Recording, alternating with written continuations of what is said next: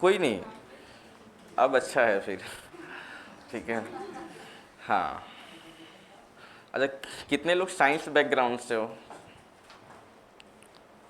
Science, ठीक है। Science पढ़ने का अपना एक अलग ही क्या है।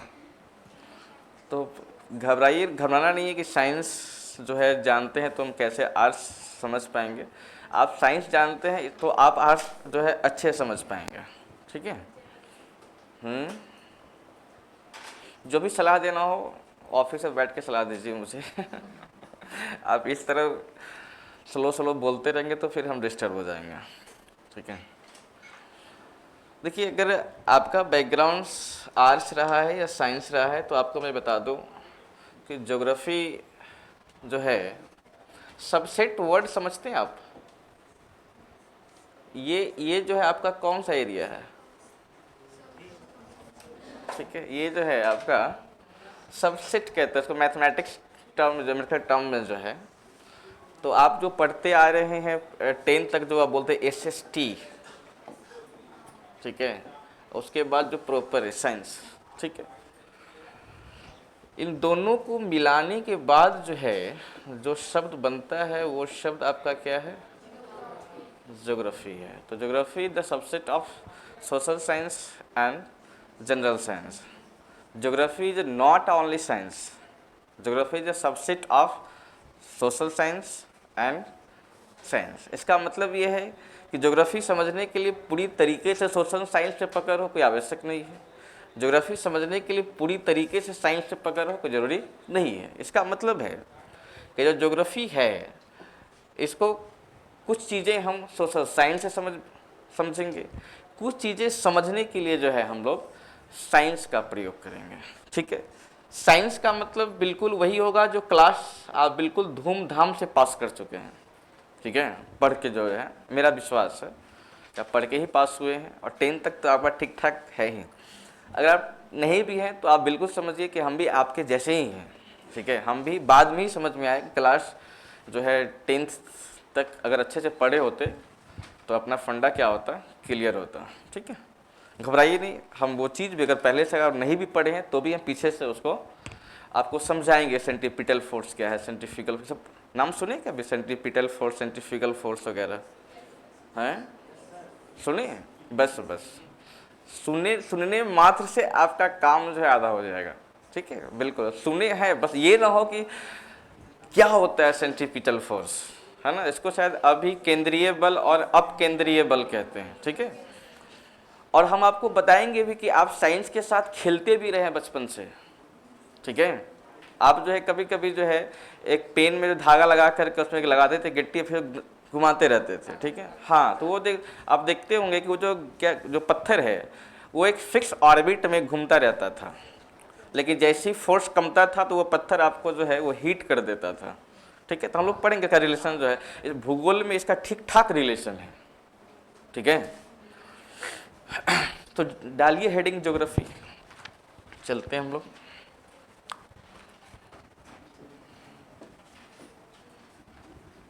और थोड़ा सा हिंदी माध्यम वाले थोड़ा सा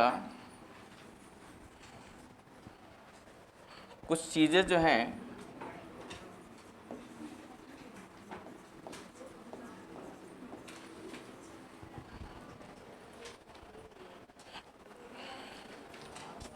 क्या समस्या हो रही है? नहीं, हम लोग बिल्कुल जीरो से लेकर चलेंगे, हम समान से असमान स्थिति की ओर हम लोग चलेंगे। ठीक है, देखिए पहली बात है ना, इसकी इंपॉर्टेंस को समझिए। ज्योग्राफी ना होता तो क्या होता? ठीक है, ज्योग्राफी ना होता, ज्योग्राफी क्या रेलेवेंस है?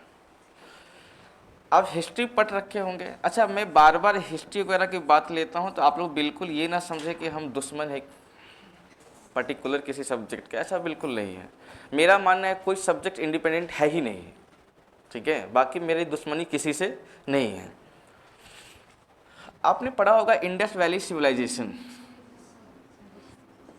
ये सिविलाइजेशन आप लोग पढ़े होंगे।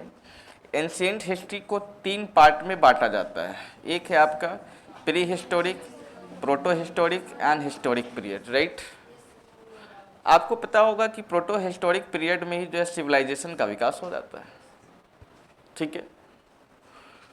ये सिविलाइजेशन का विकास, जैसे आप देखिएगा दो सिविलाइजेशन है, एक है आपका इंडस वैली सिविलाइजेशन, एक है आपका वैदिक सिविलाइजेशन। ये सिविलाइजेशन आया कैसे, किसकी सहायता से, ठीक है, ज्योग्राफी की सहायता से। कैसे? ये इंडस वैली सिविलाइजेशन है ही कहाँ, इंडस रिवर एंड देयर उसके जो क्या है सहायक नदियाँ हैं, ठीक है। जैसे आप लोग पढ़े होंगे कि एग्रीकल्चर का प्रथम साक्ष्य कहाँ से मिलता है, मेहरगढ़ से। मेहरगढ़ से ही क्यों मिलता है? मेहरगढ़ का जब आप लोकेशन देखिएगा, ठीक है, तो वो सुलेमान और किरथर पहाड़ी से घिरा है, ठीक है। उसके मध्य से जो है रिवर्स आ रही, कौन सा रिवर है? इंडस वैली, इंडस रिवर है, ठीक है। अब इंडस रिवर है तो सिंपल सी बात है कि वो अपने साथ जो है किसको, सॉइल को वो one place to other place में वो रिप्लेस कर रहा है, जिसे हम क्या बोलते हैं, एलुवियल सॉइल बोलते हैं, ठीक है। तो इसका मतलब है कि सुलेमान और किरथर पहाड़ी के बीच में जो है जलोढ़ मिट्टी की प्रधानता है। जलोढ़ मिट्टी क्या होता है? वो मोर फर्टाइल होता है, ठीक है। फर्टाइल ही होता, अगर उसको सुरक्षा न दिया जाता तो वहाँ पर एग्रीकल्चर एग्जिस्ट नहीं कर पाता, ठीक है। तो जो है बड़े बड़े एनिमल्स हुआ करते थे, उससे सुरक्षा मिलती थी किसे, सुलेमान और किरथर पहाड़ी से। इसलिए जो है एग्रीकल्चर एग्जिस्ट भी किया कहाँ पर, सबसे पहले मेहरगढ़ के पास। इसलिए जो है एग्रीकल्चर का साक्ष्य भी कहाँ से मिलता है।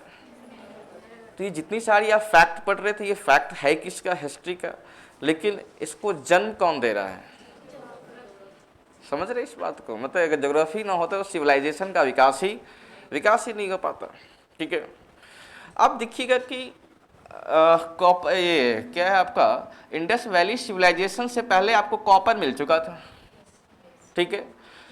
हम इंडस वैली तक आते आते इस कॉपर में टीन मिलाने लग गए थे, साइंस एंड टेक का डेवलपमेंट हो रहा था, ठीक है। इसका मतलब ये था कि अब ये जो मेटल है ये अभी क्या हो रहा है, ये हार्ड एंड रिजिड हो रहा है। इससे फायदा क्या हुआ? इसका फायदा हुआ कि गहरी जुताई हो पाई, गहरी जुताई हो पाई। कौन है जी, खोलो इसका।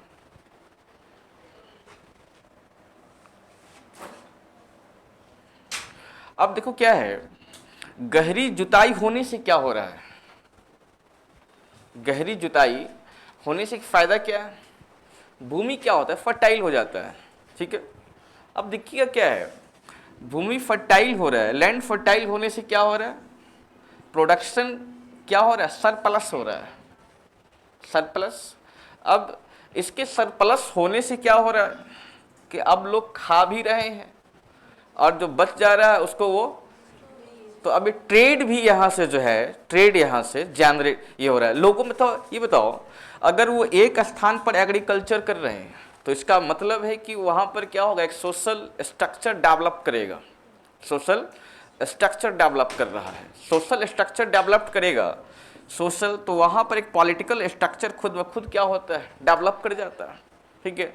अगर आपका एग्रीकल्चर सरप्लस है, ठीक है, तो हम खाने के बाद जब बच जाएगा, ठीक है, तो हम उसको क्या करते हैं, बाहर के बाजार में बेचते हैं। इसका मतलब ट्रेड स्टार्ट हो रहा है, ठीक है।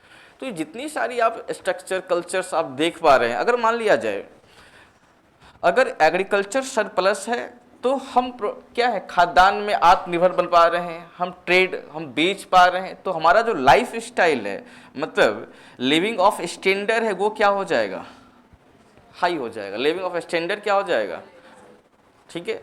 जब लिविंग ऑफ स्टैंडर्ड हाई होगा तो जरा सा बताइए कि हम चूल्हे पर ही खाना बनाते रहेंगे या गैस वगैरह खरीदेंगे? फिर गैस, पहले जो है तसला में जो है चावल बन रहा था, अब कुकर, फिर ओवन। अब देखिए ये सब कैसे आ रहा है, ये सब पैसे की वजह से। इसलिए तो आप पढ़ते आ रहे हो कि इंडस वैली सिविलाइजेशन क्या था, पहला, ठीक है। हम बोलते हैं ना कि शहरीकरण, भारत में शहरीकरण कब देखा गया सबसे पहले, किसकी वजह से, ठीक है। आगे चल करके जो पोस्ट मैदान पीरियड में जो है आप देखिएगा क्या मिल जाता है, लोहा मिल जाता है, ठीक है। अब लोहा और क्या है इससे, हार्ड एंड रिजिड मैटर्स। तो खेतों की और क्या हुई, गहरी जुताई। ठीक है, अब हुआ कि इस लैंड एरिया पे अगर एग्रीकल्चर हो रहा था, सरप्लस हो गया, तो लोगों में भावना जगी कि हम अपनी लैंड एरिया को और क्या करें, इंक्रीज करें। तो पहले जो जन था अब क्या बन रहा है, वो महाजनपदा में बदल रहा है। जन जो है अब वो महाजनपदा में बदल रहा है। और आगे चल कर के आपको पता ही होगा कि 16 ऐसे महाजनपद थे जिसमें जो है आपका मौर्य, मगध पर कौन, मौर्य डायनेस्टी जो है एग्जिस्ट कर पाया। ये बताओ ये सब हो किसकी वजह से रहा है, ज्योग्राफी की वजह से हो रहा है। ज्योग्राफी किसी को महान बना रहा है तो किसी को जो है पागल बादशाह बना रहा है। ठीक है, यही ज्योग्राफी जो मोहम्मद बिन तुगलक वो अगर वो क्लाइमेट चेंज बारिश वारिश पकड़ क्या किया, उन्होंने टैक्स लगा दिया। ठीक है, और हुआ क्या, उसमें ड्राउट आ गया, अब वो टैक्स को वसूल नहीं पाया, अब वहां के जनते उससे क्या हो गए, परेशान हो गए। तो एक तरफ ज्योग्राफी किसी बादशाह को जो है पागल बादशाह के रूप में घोषित कर रहा है, तो यही ज्योग्राफी अलाउद्दीन खिलजी को एक महान शासक के रूप में, मोहम्मद गाफुर जो है कहाँ पहुंच गया था, वो आंध्र प्रदेश पहुंच कर उसको लग ही रहा है कि विश्व ही खत्म हो गया है, अब यहाँ से विश्व ही समाप्त हो गया है। तो कहता है कि मेरा जो क्या है आका, जो मेरा शासक है वो विश्व विजेता है। तो वहां पर उसने एक टाइटल भी दिया है, किसको, अलाउद्दीन खिलजी को। कौन सा टाइटल था वो, और सोचिए अगर उदय सर जान जाएंगे कि आपको ये सब चीज पता नहीं है, ठीक है, तो कितने वो दुखी होंगे। गजे द्वितीय गजे सिकंदर द्वितीय सिकंदर कूटे जाओगे। अब जैसे बताओ विश्व विजेता किसकी वजह से, एक तरफ मोहम्मद बिन तुगलक पागल बादशाह किसकी वजह से, ज्योग्राफी की वजह से। एक तरफ अलाउद्दीन खिलजी, चाहे अशोक हो फिर अकबर हो, अकबर को महान बनाया किसकी वजह से, ज्योग्राफी की वजह से। तो ज्योग्राफी का रेलेवेंस ये है। ठीक है, बात को समझ पा रहे हैं, समझ पाए कि इसका क्या महत्व है। ठीक है, तो पॉलिटी को लेकर ऐसा हम लोग नहीं पढ़ पा रहे थे, लेकिन अब मैं आपको ये बताऊंगा कि geography the mother of all subject. ठीक है, ज्योग्राफी हम समझते हैं किसकी सहायता से, फिजिक्स की सहायता से। फिजिक्स समझने के लिए क्या आया है, फिजिक्स समझने के लिए डेटा के लिए आया क्या, मैथमेटिक्स। ठीक है, हाँ, तो geography the mother of all subject. ठीक है, जस्ट लाइक फिजिक्स, केमिस्ट्री। हम तो आपको बायोलॉजी बताएंगे और लगता है कि हम आज ही सीख कर जाएंगे बायोलॉजी का जन्म भी कहाँ से हो रहा है, ज्योग्राफी से। कैसे, वो हम आगे समझेंगे। पहले तो समझ लीजिए कि जो सब लोग जानते हैं, ठीक है, क्या मतलब होता है ज्योग्राफी का, what is the meaning of geography. ठीक है, तो सिंपल सी बात है, ज्योग्राफी जो ये बना है वो दो शब्द है आपका। कौन कौन सब वर्ड है ये सामान्य बात है, ये हम सभी जो है पढ़ कर आए हैं। ठीक है, geo mean what, you're not a seam, it means earth, it means to study। ठीक है, फर्स्ट ऑफ ऑल हम यहाँ से ये तो समझ पाए, ठीक है, कि स्टडी अबाउट, ये सब कोई हम लोग बचपन से पढ़ते आ रहे हैं। Study about earth is known as geography. ठीक है, ये एक क्या है, एक आधार देता है, ये हमें सब्जेक्ट में आगे जाने का जो है यह क्या दे रहा है, आधार दे रहा है। कैसे, इसको समझिए।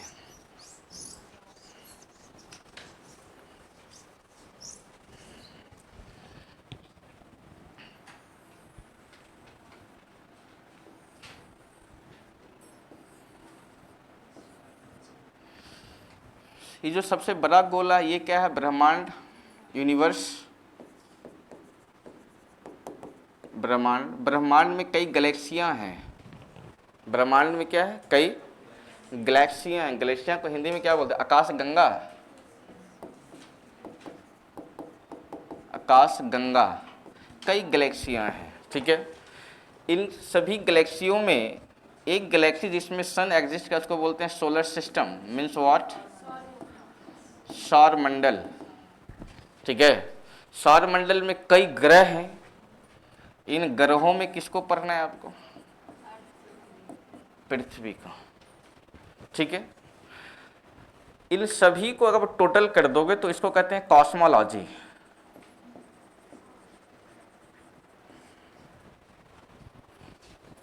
ठीक है। Geography is the part of cosmology या cosmology is a part of geography, geography is a part of cosmology, not cosmology is a part of geography, ठीक है। जिसका फिजिक्स ऑनर्स होगा वो लोग समझ रहे होंगे कि हम लोग जो है ये सारी चीज़ें कहाँ पढ़ते हैं, मॉडर्न फिजिक्स में, ठीक है। तो ज्योग्राफी की सिलेबस की बात करें तो ज्योग्राफी अपने आप में सिर्फ और सिर्फ क्या है, not study about cosmology, but हमारा जो सिलेबस है उस सिलेबस में मेंशन क्या किया गया है, geography and cosmology, geography and cosmology, भूगोल और खगोल शास्त्र, ठीक है। तो सबसे पहले जो है हम करेंगे धन किसका, अर्थ का, देन आफ्टर हम लोग कहाँ पे जाएंगे हम लोग कॉस्मोलॉजी पर, ठीक है। छाप ली इसको, तो छापो क्या, ग्राफोज है, ग्राफ नहीं, ग्राफोज, टू स्टडी, ठीक है। The study about earth is known as geography, पृथ्वी के अध्ययन को क्या कहते हैं हम। अब यहीं पर दो तीन फैक्ट बनता है, फादर ऑफ ज्योग्राफी, ठीक है। तो जो शब्द दिया ज्योग्राफी उसका नाम है इराटोस्थेनीज, ठीक है। इसमें क्या पढ़ना होता है ज्योग्राफी में, ये नाम दिया कौन, हिकाटियस, ठीक है। इसलिए तो फादर ऑफ ज्योग्राफी जो हम बोलते हैं किसको, इराटोस्थेनीज एंड हिकाटियस बोथ, ठीक है। But modern father of geography हम किसको बोलते हैं, अलेक्जेंडर वन हम्बोल्ट। क्यों कहते हैं, क्योंकि ये जो सारी घटनाएं हैं ये सारी घटनाएं हम पढ़ते कहाँ पर है, मैप के सहारे, ठीक है। तो ये मैप के सहारे भूगोल के अध्ययन को बताया किसने, अलेक्जेंडर हम्बोल्ट, इसलिए हम बोलते हैं क्या, मॉडर्न फादर ऑफ ज्योग्राफी। छापिए फटाफट।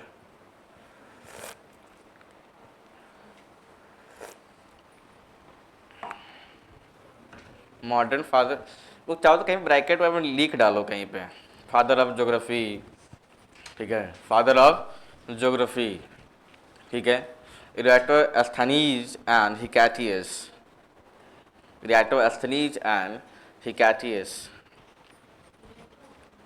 हिकाटियस, इराटोस्थेनीज अलग अलग व्यक्ति है ये, ठीक है। इराटोस्थेनीज एंड नॉट और, ठीक है, इराटोस्थेनीज एंड हिकाटियस, हाँ हिकाटियस, हंसी नहीं, उसके मम्मी ने रखी हुई बहुत प्यार से, ठीक है।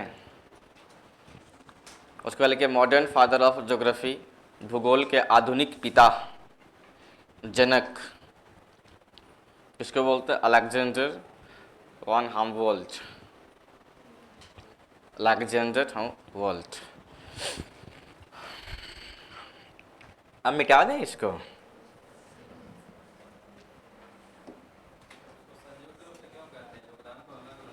हाँ शब्द दिया था किसने, इराटोस्थेनीज ने, ठीक है।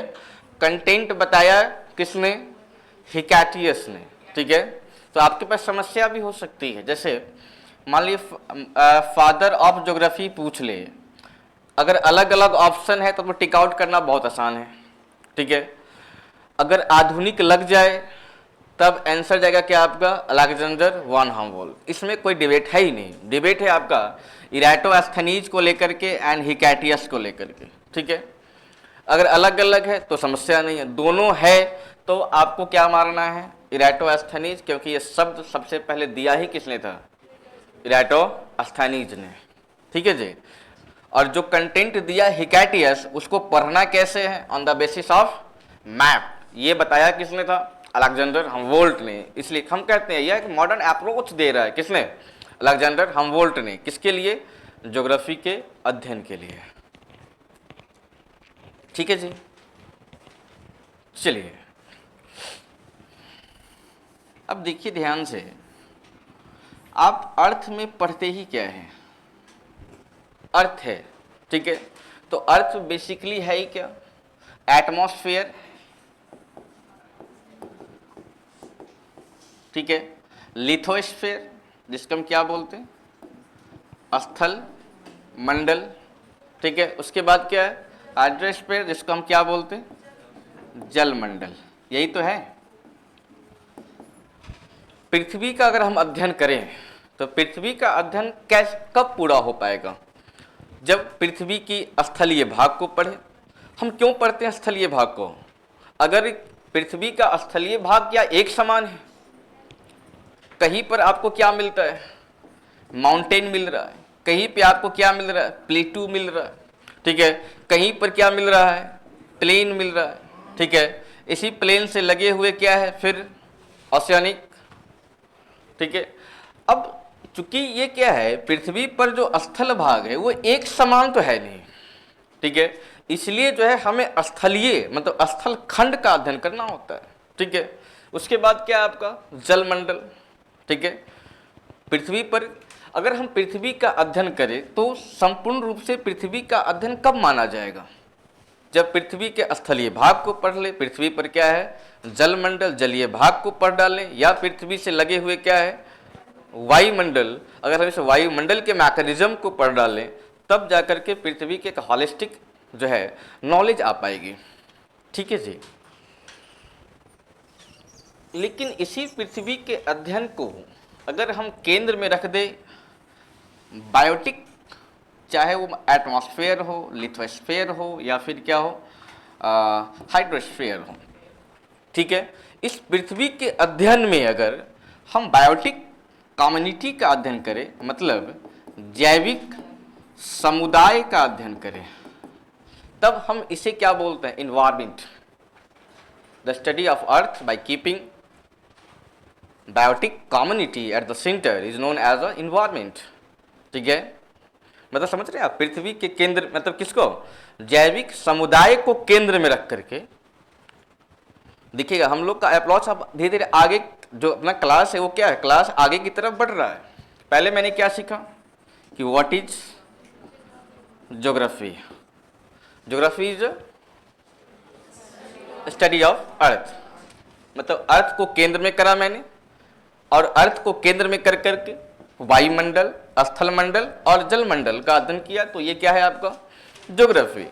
लेकिन इसी पृथ्वी के अध्ययन में अगर हम बायोटिक कम्युनिटी को केंद्र में रख ले, और बायोटिक कम्युनिटी को केंद्र में रख करके हम एटमॉस्फेयर का अध्ययन करें, लिथोस्फेयर का अध्ययन करें, फिर हम किसका अध्ययन करें?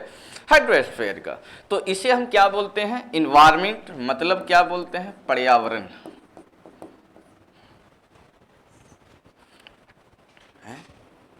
हिंदी तो है। वायुमंडल, एटमॉस्फेयर, जैविक समुदाय, बायोटिक, ये हिंदी है, ठीक है। बायोटिक कम्युनिटी को हिंदी में जैविक समुदाय बोलते हैं। घबराइए नहीं, हंसने का नहीं। आप लोग दूसरे की गलती में फट से हंस पड़ते हो, नहीं?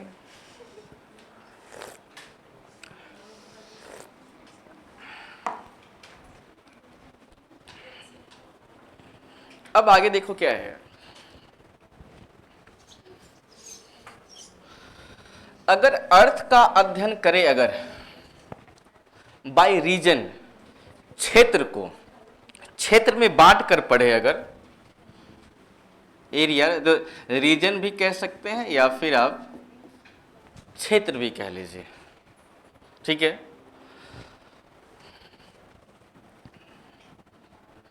एक क्षेत्र के लिए अगर अगर आप पढ़े, इसकी क्या चीज? नेचुरल क्या बोल फीचर, तो इसको कहते हैं फिजिकल ज्योग्राफी। Physical geography. एक क्षेत्र में अगर ह्यूमनिस्टिक, सोशल, सोशल फंक्शन को आप पढ़े तो इसे कहते हैं सोशल ज्योग्राफी, सोशल ज्योग्राफी। ठीक है, एक क्षेत्र में अगर आप ह्यूमनिस्टिक इकोनॉमिकल फंक्शन को पढ़ें, इकोनॉमिकल ह्यूमनिस्टिक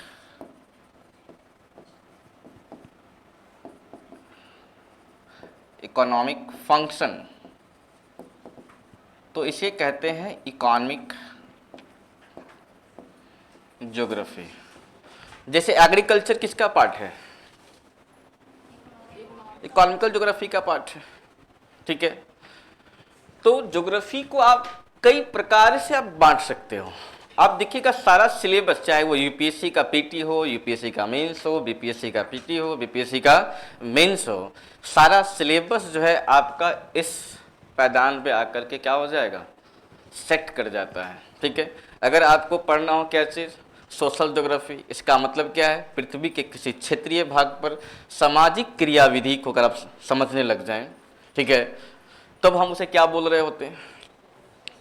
जब आप पृथ्वी के किसी भी क्षेत्र पर अगर मानव की वह क्रिया जिससे क्या हो रहा हो, अर्थ जनरेट कर रहा है, मतलब धन का उपार्जन किया जा रहा है, तो हम उसे क्या बोल रहे होते हैं, इकोनॉमिक ज्योग्राफी। ठीक है, उससे पहले आ जाइए कि जब आप पृथ्वी का अध्ययन करने लग जाए, जब बायोटिक कम्युनिटी को केंद्र में रख ले हम, तो हम उसे क्या बोलते हैं, पर्यावरण बोलते हैं। और पृथ्वी का पूरे होलिस्टिक जो आपका क्या स्टडी है, उसे हम क्या बोल रहे होते हैं, इसका। अच्छा, आप यहां पर देखिए कॉमन क्या है यहां पर,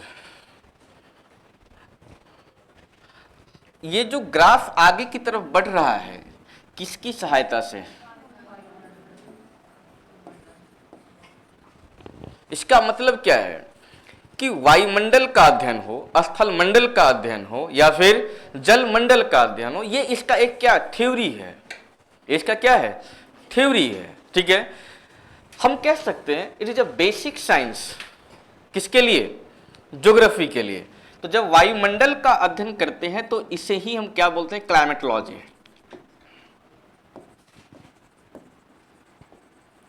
क्लाइमेटोलॉजी।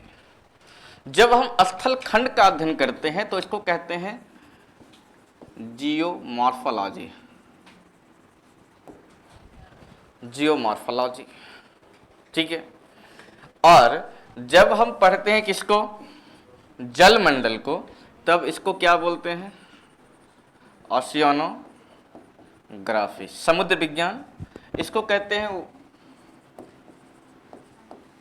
जलवायु विज्ञान, जलवायु। इसको क्या बोल रहे हैं होते हैं, भूआकृत,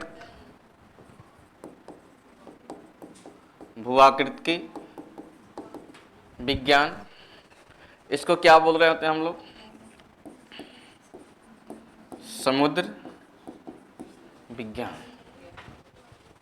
क्या हुआ, Then why you are laughing?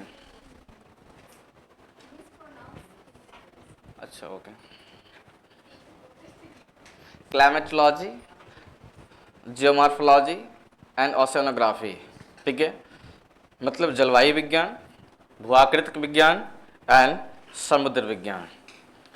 ये बताओ, किसी एक साइंस को पढ़ करके क्या हम पृथ्वी का अध्ययन कर पाएंगे हम? इसका मतलब ये है कि ज्योग्राफी क्या कोई एक इंडिपेंडेंट टॉपिक है, सब्जेक्ट है? हैं? क्या ज्योग्राफी क्या कोई एक इंडिपेंडेंट सब्जेक्ट है क्या? Geography is the mixture of subject, just like climatology, oceanography, फिर जियोमॉर्फोलॉजी। समझ पाए आप कि geography is not a independent subject और topic, it is a mixture of other subjects and topics just like climatology, geomorphology and oceanography। ठीक है, चाहो तो कहीं लिख डालो ना, इसको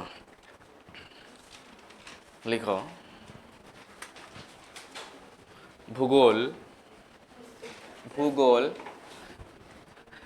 अब एक बार में हम एक ही लैंग्वेज बोल पाएंगे ना, ठीक है, तो या तो कोई एक भाषा पहले बोलने दो। देखो, भूगोल कोई एक भूगोल कोई एक स्वतंत्र विषय नहीं है। भूगोल कोई एक स्वतंत्र विषय नहीं है। भूगोल कोई एक स्वतंत्र विषय नहीं है, बल्कि बल्कि बल्कि यह कुछ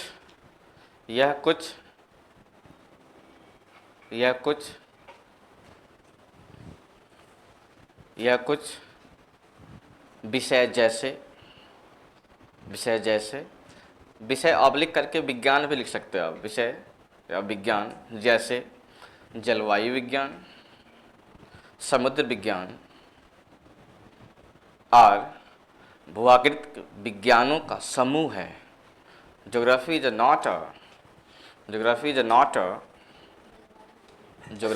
not independent subject. Geography is not a independent subject, while this is a mixture of climatology,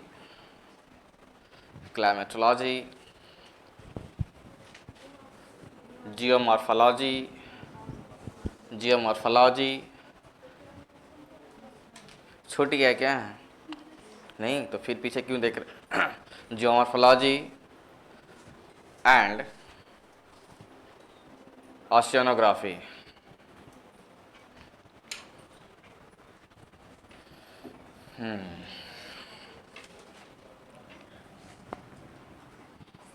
अब तो ध्यान से समझिएगा, एक तरफ आपका क्या है, जलवायु विज्ञान, उसके बाद क्या है,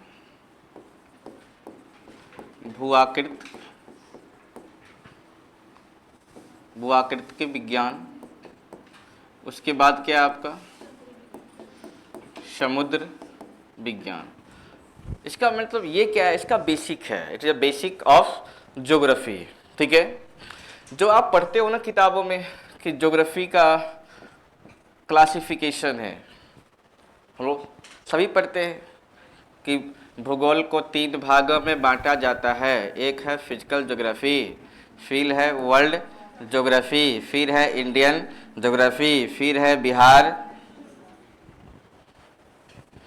ज्योग्राफी का क्लासिफिकेशन जो है, यह क्लासिफिकेशन जो है मैप के आधार पर होता है। किसके आधार पर होता है? वर्ल्ड ज्योग्राफी कोई सब्जेक्ट नहीं है, इंडियन ज्योग्राफी कोई सब्जेक्ट, बल्कि जो हम ये जो साइंस पढ़ रहे हैं, जो सब्जेक्ट है आपका, ठीक है, इसी सब्जेक्ट को जब हम वर्ल्ड के मैप पर पढ़ने लग जाएं, ठीक है, जब हम जलवायु विज्ञान को, भूआकृति विज्ञान को, समुद्र विज्ञान को, जब हम इसकी अध्ययन को जब हम वर्ल्ड के मैप को केंद्र में रख डालें, ठीक है, तब यह कहा जाता है वर्ल्ड ज्योग्राफी। ठीक है जी। जब आप इसी ज्ञान को जब आप इंडियन मैप पे रखने लग जाएं, तब यह किस नाम से जाना जाएगा? Indian geography. ठीक है, जब आप इसी ज्ञान को अगर आप कहाँ रखने लग जाएं, बिहार के मैप पर, तब यह किस नाम से जाना जाएगा? अच्छा बताओ, क्या लगता है पटना का ज्योग्राफी नहीं हो सकता क्या? सगुना मोड़ का। अब बताओ, ज्योग्राफी का जो क्लासिफिकेशन है, क्या कोई निश्चित क्लासिफिकेशन है? ठीक है, ज्योग्राफी का कोई निश्चित क्लासिफिकेशन नहीं है। ज्योग्राफी का क्लासिफिकेशन जो बताया जा रहा है आपको, वो किसके आधार पर है? मैप के आधार पर है। ठीक है, आप जब इस थ्योरी पर, जब आपका पकड़ यहाँ पर बन जाएगा, कहाँ पर, क्योंकि आप जो वर्ल्ड में आप माउंटेन ढूंढ रहे, किलिमंजारो माउंटेन कहाँ है, ठीक है, तो किलिमंजारो माउंटेन कैसे बना है, उसका लोकेशन क्या पढ़ते हैं। जब हम लोकेशन देखते हैं तब हम क्या वर्ल्ड का मैप देखते हैं। ठीक है, तो पढ़ते कहाँ पर है? पर्वत का निर्माण कैसे हो रहा है ये हम पढ़ते कहां पर है? भूआकृति विज्ञान में, ठीक है। और ढूंढते कहां पर है? मैप। तो जब ये मैप वर्ल्ड का मैप हो तो वो इंफॉर्मेशन वर्ल्ड ज्योग्राफी के नाम से, जब आप यही इंफॉर्मेशन कहां ढूंढते हो आप? इंडिया के मैप पर, तो उसे हम क्या बोलते हैं? अब जैसे मान लो माउंटेन का जब हम पढ़ते हैं ऑरिजिन ऑफ माउंटेन, इस एक उसमें टर्म्स है फोल्डिंग माउंटेन, फोल्डिंग माउंटेन, ठीक है। तो फोल्डिंग माउंटेन का फॉर्मेशन कैसे होता है? लेकिन जब आप पढ़ते हो इंडियन ज्योग्राफी, आप यहां क्या पढ़ते हो? हिमालय। हिमालय जो example of folding mountain, Himalaya क्या है? फोल्डिंग माउंटेन का एक उदाहरण है जो कहां पर अवस्थित है? भारत व नेपाल में अवस्थित है। भारत में ही सिर्फ, नेपाल में नहीं है। नेपाल में क्या है? स्थित है, ठीक है।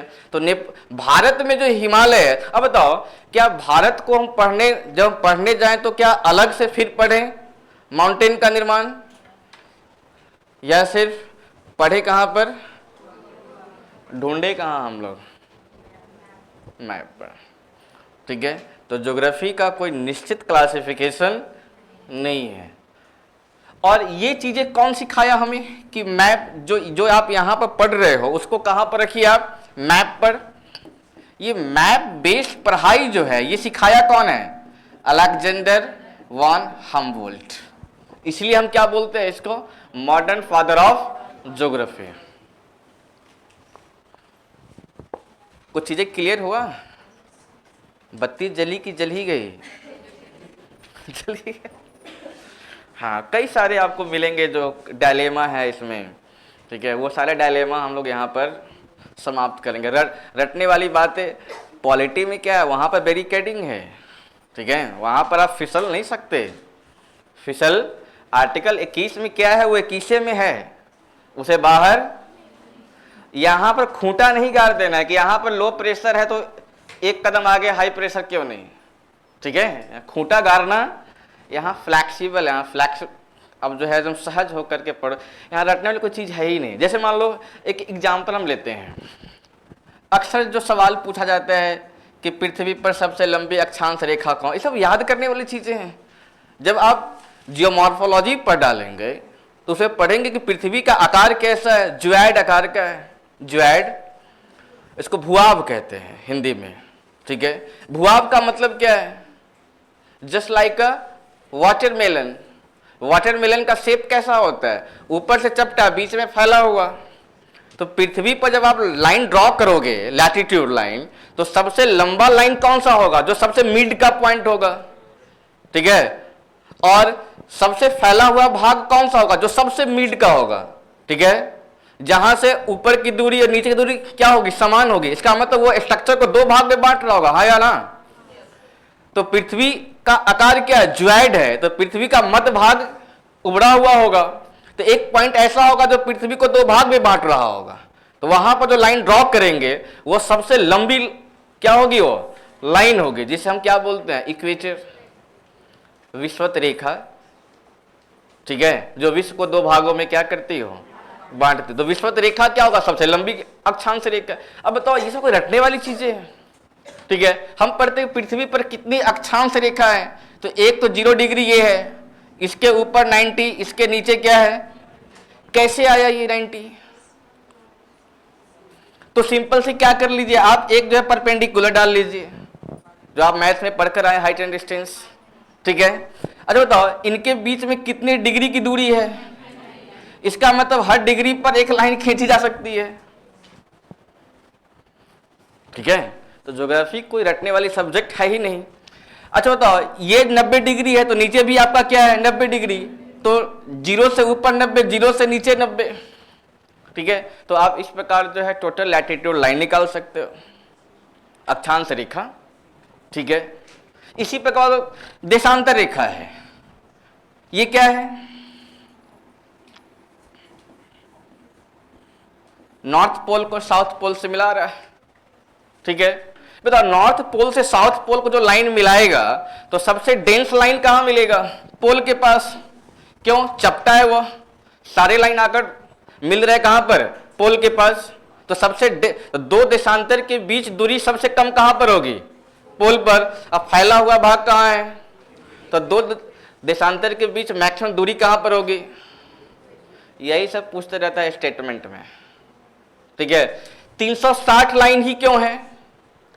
360 लाइन ही क्यों है? क्योंकि पृथ्वी अपने एक्सिस पर 24 घंटा में 360 डिग्री को पार कर लेती है, घूमती है ना एक बार, ठीक है। तो 360 ही क्यों?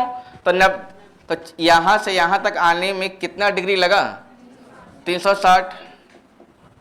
तो जब पृथ्वी 24 घंटा में 360 डिग्री ट्रेवल कर रहा है, ठीक है, इसका मतलब पृथ्वी पर जो है 360 लाइनें ऐसी खींची जा सकती है। फैक्ट का कोई और अंत नहीं है कहां पर? ज्योग्राफी में। बशर्ते करना क्या है? बेसिक चीज को पकड़ना है, ठीक है। बेसिक चीज पर अगर आपका पकड़ है तो लुसेंट फोसेंट घटना चक्र सब क्या हो जाएगा? पानी पानी की तरह, ठीक है। बशर्ते करना क्या है? हाँ, ये नहीं कि आज आ रहे हैं कल गायब, कल मालूम चला कि पढ़ा रहे एयर प्रेशर, ठीक है, इस दिन हो गए गायब। और जब पढ़ा रहे क्या? विंड, साइक्लोन, तो फिर तारे दिखेंगे आसमान में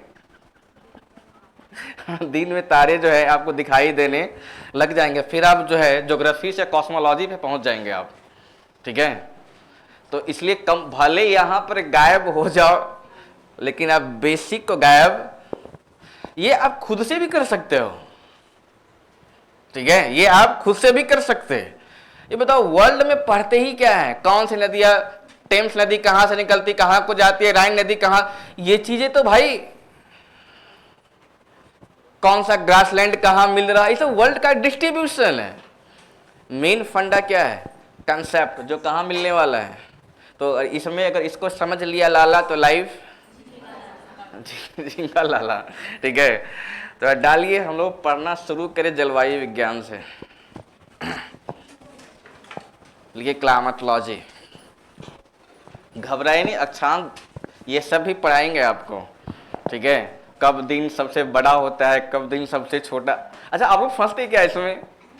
नहीं, हम जरूर फंसा लेंगे आपको क्योंकि आप अभी जो है क्या पढ़ते हैं? स्ट्रेट फॉरवर्ड पढ़ते हैं कि उत्तरी गोलार्ध में सबसे बड़ा दिन कब होगा, ठीक है, ये सब पढ़ते हैं ना। डालिए हेडिंग जलवायु विज्ञान।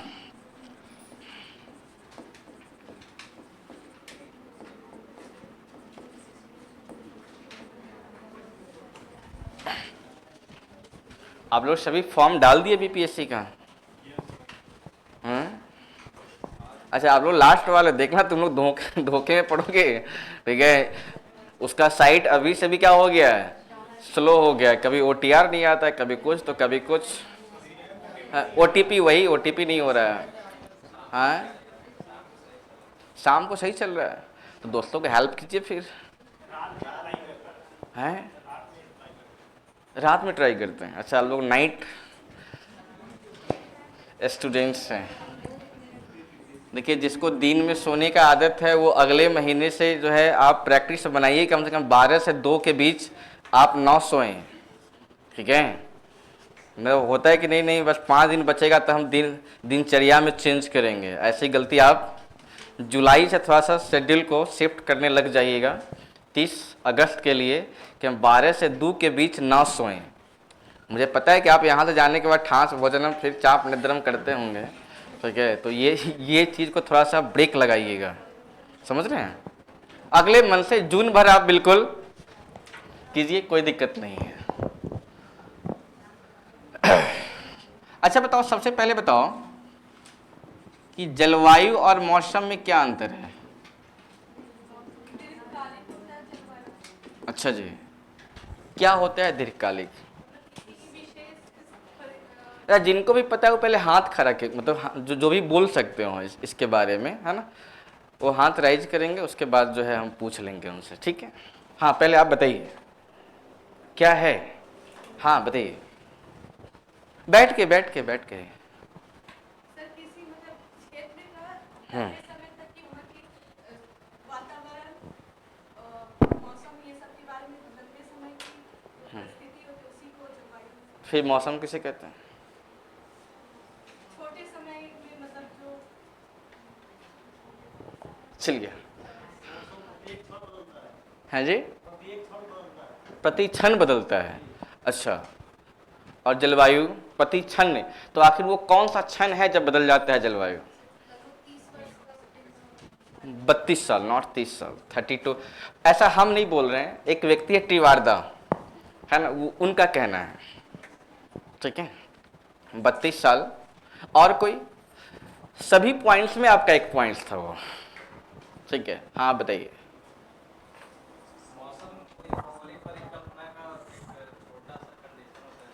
क्या क्या फिर से बोलिए, एकदम इतना खतरनाक हिंदी बोल रहे, पहले आराम से बोलो।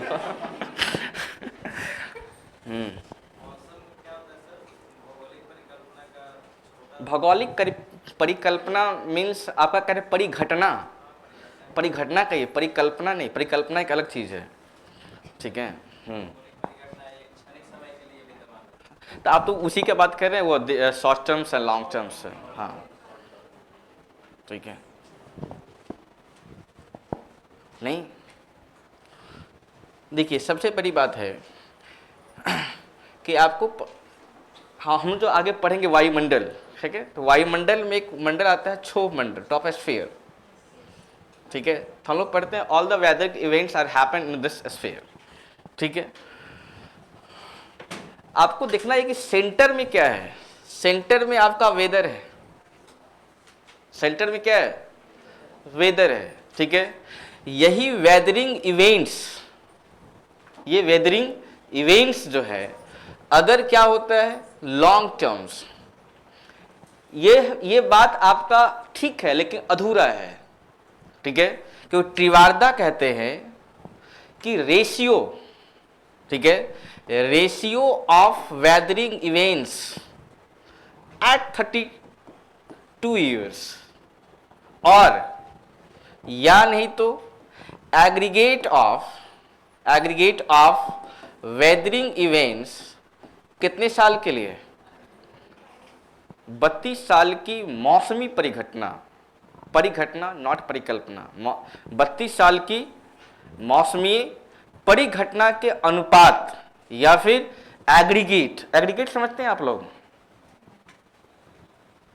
एग्रीगेट मतलब सम ऑफ, या फिर हम कह ले से मान लिया जाए कि जब एग्रीगेट निकालना होता है, ऐसे मान लिया किसी क्षेत्र का अगर हम प्रेसिपिटेशन निकाल रहे हैं, ठीक है, तो हम निकालते हैं या तो सबसे लोएस्ट कब हो रहा है या तो सबसे मैक्सिमम कब हो रहा है, ठीक है। तो सबसे लोएस्ट को हम रखते हैं, मान लो कि 80 सेंटीमीटर सबसे लोएस्ट हुआ है, 150 सेंटीमीटर सबसे क्या हुआ? हाईएस्ट हुआ है, ठीक है। तो 80 centimetre to 150 centimetre is the aggregate value of precipitation on that area. समझ पाए आप लोग क्या है ये? मतलब 32 साल की जो क्या है मौसमी घटनाओं का क्या है अनुपात कह लीजिए, या तो अनुपात निकाल लीजिए या फिर क्या कीजिए उसको एग्रीगेट कर लीजिए, ठीक है। तो एग्रीगेट का मतलब क्या? सम, तो क्या होगा? सबसे लोएस्ट एंड सबसे हाईएस्ट पॉइंट, ठीक है। तो आप देखिए कम से कम यह भी रेशियो को ही एस्टैब्लिश कर रहा है, ठीक है। ये बातें किसने कहा है? तो ट्रिवार्दा महोदय ने कहा, अकॉर्डिंग टू ट्रिवार्दा, ठीक है, रेशियो ऑफ वेदरिंग इवेंट्स और एग्रीगेट ऑफ वेदरिंग इवेंट्स, ठीक है, at 32 years is known as a climate, ठीक है। 32 सालों का कम से कम क्या होगा? रेशियो होगा, 1-2। उसके बाद है वेदरिंग पे देखिएगा, तो आखिर ये जो वेदरिंग इवेंट्स हैं ये क्या हैं आखिर? तो ये वेदरिंग इवेंट्स है आपका इंसोलेशन, ठीक है, टेम्परेचर, ह्यूमिडिटी, प्रेसिपिटेशन, फिर क्या है आपका साइक्लोन, एंटी साइक्लोन, ये सब इसका क्या है? ये सब वेदरिंग एलिमेंट्स हैं, ये सब क्या है इसके? वेदरिंग मौसमी तत्व हैं ये सब। कौन कौन? सूर्याताप, इंसोलेशन, फिर क्या है आपका टेम्परेचर, ह्यूमिडिटी क्या है, प्रेसिपिटेशन क्या है, ठीक है, ये सब इसके क्या है? मौसमी तत्व हैं। और इसके संबंध क्या, इसके बीच जो घटनाएं घटेंगी, अगर वो घटनाएं क्या होंगी? लॉन्ग टर्म्स, तो हम उसे क्या बोल रहे होंगे? जलवायु। लेकिन यह डे बाय डे चेंज होने लग जाए, ठीक है, आवर एंड आवर चेंज करने लग जाए, तब हम इसे क्या बोलते हैं? ठीक है, इसका मतलब ये है कि आप देखिएगा कि क्या हम इसे मीन बोल सकते हैं, रिजल्ट, क्या हम इसे रिजल्ट बोल सकते हैं, और क्या हम इसे फंक्शन बोल सकते हैं। ठीक है, तो जो आपका क्या है, क्लाइमेट है, तो क्लाइमेट इज जो कंसेप्ट है, क्लाइमेट कंसेप्ट किस पर बेस्ड है, यह मीन कंसेप्ट पर बेस्ड क्या है, बेस्ड है यह। मतलब साधन और साध्य का जो रिलेशन है वो रिलेशन कहां पर एस्टैब्लिश हो रहा है, जलवायु और मौसम के बीच में। ठीक है, साधन का मतलब क्या, रास्ता। ठीक है, तो मौसम इसका क्या है, रास्ता है, लक्ष्य क्या है इसका, जलवायु। तो जलवायु विज्ञान और क्या है, सॉरी, जलवायु और मौसम में क्या अंतर हो सकता है, इन दोनों के बीच जो रिलेशन है वो क्या है, मीन एंड मीडियम।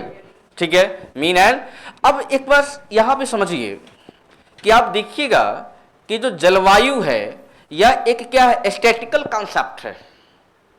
एक स्थान पर आपको एक जैसी घटनाएं मिलेंगी, एक फिक्स एरिया पर आपको एक जैसी घटनाएं मिलेंगी, जबकि मौसम क्या होता है, वेरिएबल है, ये डे बाय डे चेंज होने वाली क्या है, घटनाएं हैं। ठीक है, तो इसलिए हम बोलते हैं कि climate is a statical concept but weather is a dynamic concept because it is variable time to time, day and hour. ये बात समझ में आया आपको। क्लाइमेट क्या है, एक स्टैटिकल कंसेप्ट है, एक मतलब क्या है, एक क्षेत्र पर लगभग 32, ये साल कितना है, 32 साल, तो लगभग एक जैसे जो है घटनाएं दिखाई पड़ेंगी, एक ही स्थान पर नियत दिखाई पड़ेंगी। ठीक है, इसलिए हम इसको क्या बोलते हैं, स्टैटिकल कंसेप्ट है, बट किसी एरिया पर जो है टाइम टू टाइम चेंज हो रहा है। ठीक है, इसे टाइम का चेंज का मतलब क्या है, वेरिएबल है, इसका मतलब क्या है, it is a dynamic concept है। समझ में आया या गोल हो रहा है, नहीं तो कहो तो हम आगे बढ़ जाएं सीधे आर्द्रता उद्रा पर पहुंच जाए, वायुमंडल में कितने लेयर्स है, क्षोभ मंडल, इस पे समझ में आ रहा है ये क्लाइमेट एंड वेदर में क्या अंतर है। ठीक है, क्लाइमेट को दिखाना होता है, हम क्लाइमेट को रिप्रेजेंट कौन कर रहा है, वेजिटेशन, क्या बोलते हैं हम हिंदी में, वनस्पति। वनस्पति को देख करके हम जलवायु का निर्धारण कर सकते हैं। ठीक है, लेकिन वेदर को दिखाना हो तब हम किसका सहारा लेते हैं, साइंटिफिक एलिमेंट्स का या साइंटिफिक टूल्स का, जैसे बैरोमीटर। ये बताओ, बैरोमीटर का ग्राफ अगर क्या हो रहा है, तेजी से गिरने लग जाए नीचे, मीन्स व्हाट, आंधी क्या है, जलवायु या मौसम। ये बताओ, बैरोमीटर अचानक से ऊपर उठने लग जाए, मौसम। पूरा तुम याद कर लो ना, लुसेंट बात रट गया क्या जी। ठीक है, अब यह समझिए क्या है, जब हम मौसम समझ रहे हैं तो साइंटिफिक टूल्स को पकड़ रहे हैं। ठीक है, लेकिन जब हम जलवायु पढ़ रहे हैं तो किसको पकड़ रहे हैं हम लोग, वेजिटेशन का, नेचुरल रिसोर्सेज को देख रहे हैं हम लोग, नेचुरल रिसोर्सेज को। यही अंतर है किसके किसके बीच में, जलवायु और मौसम के बीच में। ठीक है, तो हम लोग पढ़ने वाले क्या हैं, जलवायु या मौसम, जलवायु, अरे वही ना हुआ जी, तुम कंफ्यूज कर रही हो। ठीक है, हम लोग पढ़ने जा रहे क्लाइमेटोलॉजी। बताओ तुम्हें क्या लगता है, मौसम का सहारा लिए बिना क्या हम जलवायु विज्ञान पढ़ सकते हैं, नहीं। ठीक है, तो हम मौसम का सहारा लेते हुए जो है हम क्या पढ़ने वाले हैं, जलवायु विज्ञान। ठीक है, और ये घटनाएं कहाँ घट रही हैं, वेदरिंग इवेंट्स, वायुमंडल में। तो अगला हेडिंग क्या बन जाएगा आपका, एटमॉस्फेयर।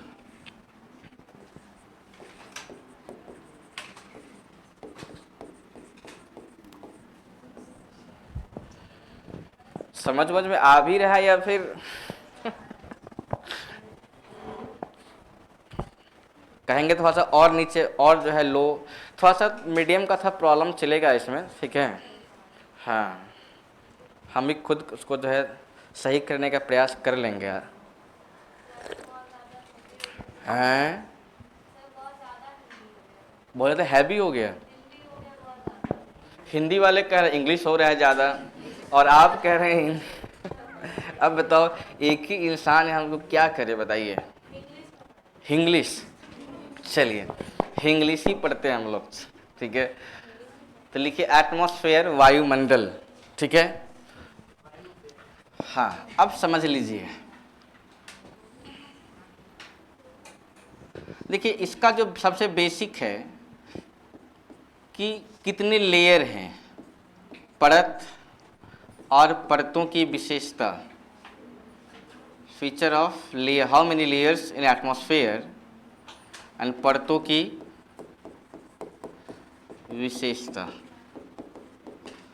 विशेषताएं। ये हम तब समझ पाएंगे अच्छे से जब हम ये समझ पाएं कि वायुमंडल की उत्पत्ति कैसे हो रही है, origin of atmosphere, origin of atmosphere. फिर उसके बाद क्या है, layers of atmosphere and the feature of that layers, ठीक है जी। वायुमंडल की उत्पत्ति, ऑरिजिन ऑफ एटमॉस्फेयर, ठीक है जी। उसके बाद क्या है, परत, किसके परत, वायुमंडल के पर, लेयर्स ऑफ एटमॉस्फेयर, ठीक है। उसके बाद क्या है, फीचर ऑफ दैट लेयर्स, मतलब क्षोभ मंडल है उसकी क्या विशेषता है, समताप मंडल की क्या विशेषताएं हैं, आयन मंडल की क्या विशेषताएं हैं, ठीक है।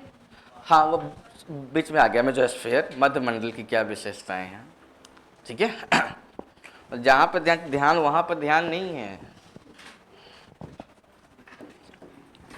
वायुमंडल की उत्पत्ति, ठीक है। वायुमंडल की उत्पत्ति जो है, आप जब आप पढ़ेंगे तो आपको समझ में आएगा कि इससे पहले किसकी उत्पत्ति जाननी चाहिए, पृथ्वी की उत्पत्ति,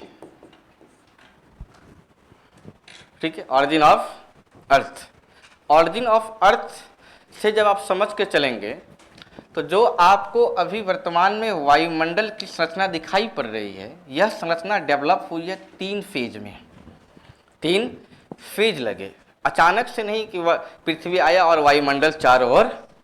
ये वायुमंडल का मतलब क्या है, व्हाट इज एटमॉस्फेयर?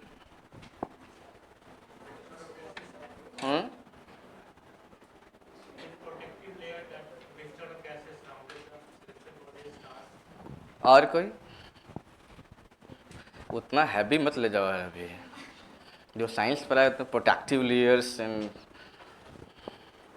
बट क्या हम बोल सकते हैं एटमॉस्फेयर के बारे में कि जो envelope of gases, envelope of gases which are held by gravitation of earth, ठीक है। वह क्या है, गैसों का एक इन्वेलप है जो पृथ्वी के क्या है, गुरुत्वाकर्षण से पृथ्वी के चारों ओर क्या है, सराउंडेड है, ठीक है। अब बड़ी बात यह है कि आखिर गैस आया कहाँ से, ठीक है, आखिर गैस ये आया कैसे, ठीक है। तो इसको समझने के लिए आवश्यक है कि आप पहले किसको पढ़ें, पृथ्वी की उत्पत्ति को। बताओ पृथ्वी की उत्पत्ति किसने देखा है, किसी ने नहीं, मतलब पृथ्वी की उत्पत्ति किसी ने देखा ही नहीं है यार। ये बताओ, फिर तो इसको लेकर के कई सारे थ्योरी चल रहे हैं, सिद्धांत हैं। इसका मतलब ये सारे सिद्धांत रियल ना होकर के हाइपोथेटिकल हो सकते हैं, है या ना। पृथ्वी की उत्पत्ति से संबंधित जो थ्योरी दी जाएगी, क्या यह थ्योरी रियलिस्टिक होगा या हाइपोथेटिकल होगा? जब हाइपोथेटिकल होगा तो एक थ्योरी होंगे या कई थ्योरी हो सकते हैं, कई सिद्धांत हो सकते हैं। किस सिद्धांत को माना जाए? वह सिद्धांत जो सबसे ज्यादा क्या हो, प्रमाणित हो, जो सबसे ज्यादा क्या हो, वेरीफाइड किया गया हो, ठीक है। तो हम सब सिद्धांत को पढ़ने लग जाएं या फिर जो लेटेस्ट सिद्धांत है, लेटेस्ट सिद्धांत, हम उसकी अध्ययन करें, ठीक है। याद रहे कि हमें पढ़ना क्या है अभी, वायुमंडल, ठीक है। सिद्धांत जो सबसे प्रचलित है वो क्या सिद्धांत है, बिग बैंग। क्या बिग बैंग थ्योरी जो है, बिग बैंग, अच्छा इसको हिंदी में क्या बोलते हैं, महाविस्फोट सिद्धांत, महाविस्फोट। अब जैसे ही महाविस्फोट होता है तो सबसे बड़ी बात है किसमें विस्फोट, ठीक है। एक सबसे डिबेटेबल चीज है वो है गॉड पार्टिकल को लेकर के, गॉड पार्टिकल जिसको फिजिक्स में कहते हैं हिग्स बोसॉन। ये हिग्स बोसॉन कोई और नहीं, एक वैज्ञानिक थे, उन्होंने गॉड पार्टिकल को लेकर के वो अपने नाम पर, उनके नाम पर ही नाम रख दिया गया कि हिग्स बोसॉन है। इसी में क्या हुआ था, विस्फोट हुआ था। अब इसमें कैसे विस्फोट हुआ, क्या उसकी मैकेनिज्म है, यह हम पढ़ते हैं मॉडर्न फिजिक्स में, जो कि आपका सब्जेक्ट नहीं है। हमें बस ये समझना है कि पृथ्वी की जो उत्पत्ति है वो किससे हुई है, कौन सिद्धांत पर बेस है, वो बिग बैंग से, ठीक है, महाविस्फोट सिद्धांत पर, ठीक है। ये महाविस्फोट हुआ किसमें, गॉड पार्टिकल, जिसे हम क्या बोलते हैं, हिग्स बोसॉन कहते हैं, ठीक है। और यह बताया किसने था, जॉर्ज लैमेत्री ने। किसने बताया था, जॉर्ज लैमेत्री ने। व्यक्ति का नाम है जॉर्ज लैमेत्री। एक बात मुझे बताइए कि जब महाविस्फोट से अगर अर्थ का ऑरिजिन हो रहा है, ठीक है, तो ऑरिजिन होने के समय जो पृथ्वी होगी वो बताओ फायर बॉल होगा या आइस बॉल होगा, आइस। कौन बोला रे,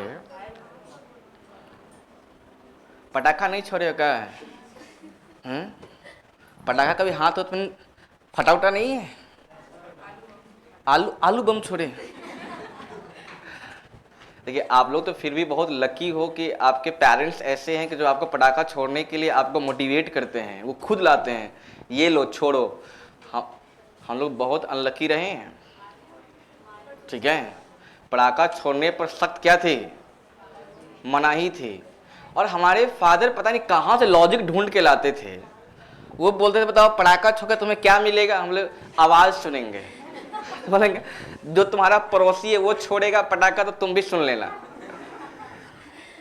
अब इसके बाद मेरे पास कोई उत्तर ही नहीं था, आंसरलेस, जीवन कट गई इसी में कि पड़ोसी छोड़ता था पटाखा तो उसको देखते घूरते रहते थे, और जब पटाखा फट गई तो जो बिखरता था उसको चूनते थे हम लोग, जो बड़े भाई, ठीक है। तो कभी कभी क्या होता, पटाखा फटता ही था, उसको जो हम लोग कैच कर लेते तो हाथ, ठीक है। तो पटाखा छोड़ेंगे तो आपको एहसास होगा पटाखा फटने के बाद जो है वो आइस बॉल ना होकर के वो फायर बॉल होता है, ठीक है।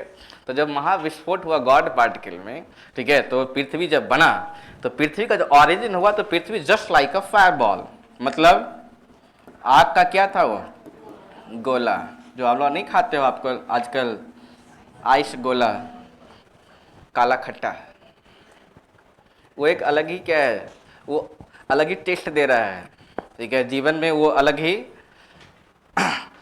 स्वाद को भर रहा है, आइस गोला। ये बताओ पृथ्वी आइस का गोला ही, सॉरी आग का गोला ही होता तो फिर हम लोग होते ना, हम होते ना, आप होते ना, ये विषय होता ना, इस विषय का अध्ययन हो रहा होता, ठीक है। आप देखे होंगे जब आप हिस्ट्री भी पढ़े होंगे तो आप पढ़े होंगे कि वहां पर भी क्या आया था, पढ़ाए होंगे सर आइस एज आया, आइस एज, ठीक है। आइस का मतलब क्या, पृथ्वी पूरे क्या था, बर्फों से ढका हुआ था। कैसे हम लोग समझेंगे आगे, ठीक है। जैसे जैसे वो बर्फ पिघलती गई, मानव जो है वध की गुफाओं से कहाँ पर लौटे, वो मैदान तक आए। मैदान तक क्यों, बर्फ पिघलेगा तो वो क्या है, वाटर सोर्स बनेगा, वाटर सोर्स बनेगा। सिंपल सी बात है, जब आइस पिघलेगा तो ग्रास क्या होगा, नीचे से ऊपर की तरफ उठेगा, ठीक है। अब मानव कहाँ से, गुफाओं से कहाँ पे आ रहा है, वो फील्ड में आ रहा है, नदी के किनारे आ रहा है, कीचड़, ठीक है। जैसी कीचड़ आएगा बायोडाइवर्सिटी बढ़ जाएगा। खैर वो तो साइंस की बातें हैं। इसका मतलब कि आइस गोल अगर तो फायर बॉल आज नहीं है, इसका मतलब पृथ्वी पर क्या आया होगा, आइस एज आया,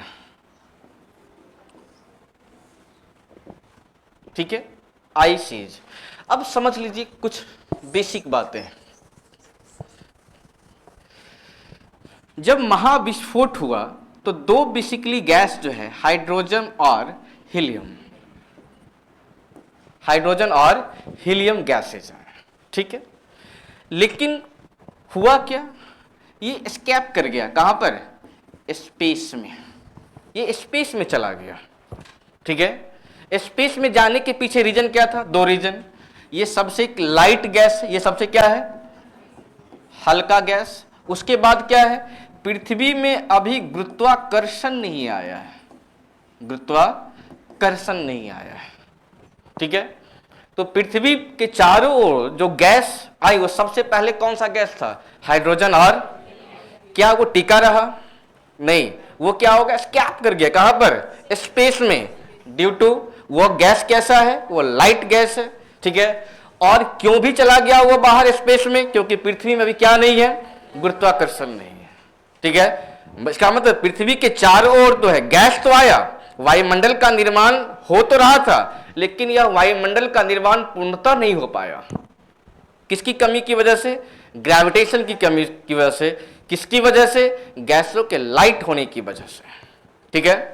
अब देखो क्या है कि यही फायरबॉल में जब क्या होगा, आइस एज आएगा, तो आइस एज होने से क्या होगा, क्या प्रभाव पड़ेगा आइस एज होने से, पृथ्वी का जो अपर पार्ट है, पृथ्वी का जो अपर पार्ट है वो क्या होने लग जाएगा, पृथ्वी के अपर पार्ट में सॉलिडिफिकेशन होने लग जाएगा। मतलब पृथ्वी का जो अपर पार्ट है वो क्या बनने लग जाएगा, कठोर बनने लग जाएगा, कठोर, ठीक है।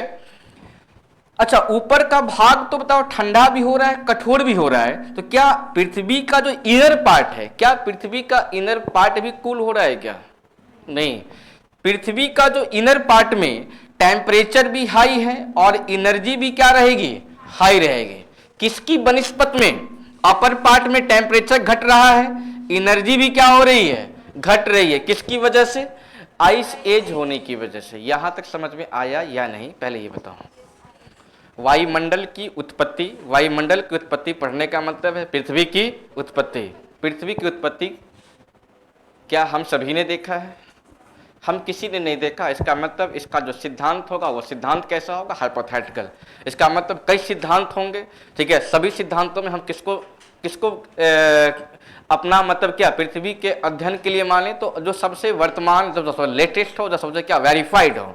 तो जो अभी एट प्रेजेंट टाइम में जो सबसे वेरीफाइड है वो क्या है, बिग बैंग थ्योरी है, ठीक है। मतलब महाविस्फोट।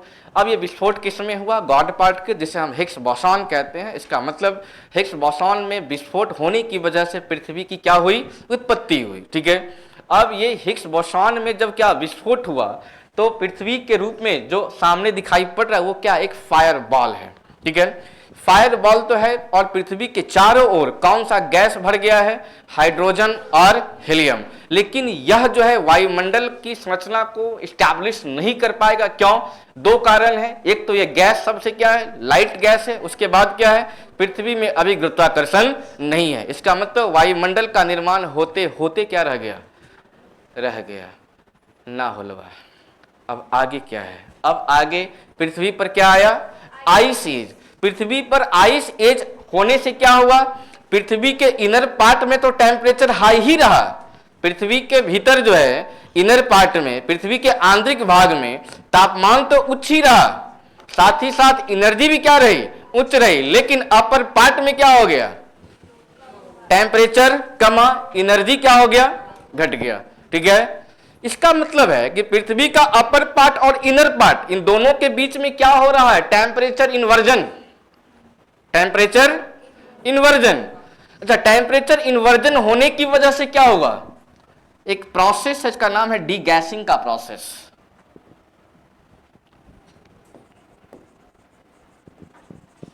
डीगैसिंग, इसको हिंदी में भी डीगैसिंग ही लिखिएगा। Degassing process was happened after the ice is on earth, ठीक है। डीगैसिंग प्रोसेस, ये डीगैसिंग प्रोसेस किसको कहते हैं, आप समझते हैं, आप पढ़ कर आए हैं। चाहे वो टेम्परेचर हो, चाहे वो विंड हो, चाहे वो फिर क्या हो, एनर्जी हो, ये ट्रैवल करता है हमेशा कहां से कहां, हाई टू लो ट्रैवल करता है, ठीक है, हाई टू लो। ये पृथ्वी का इनर पार्ट है, इसको हम क्या लिख देते हैं, आंतरिक भाग।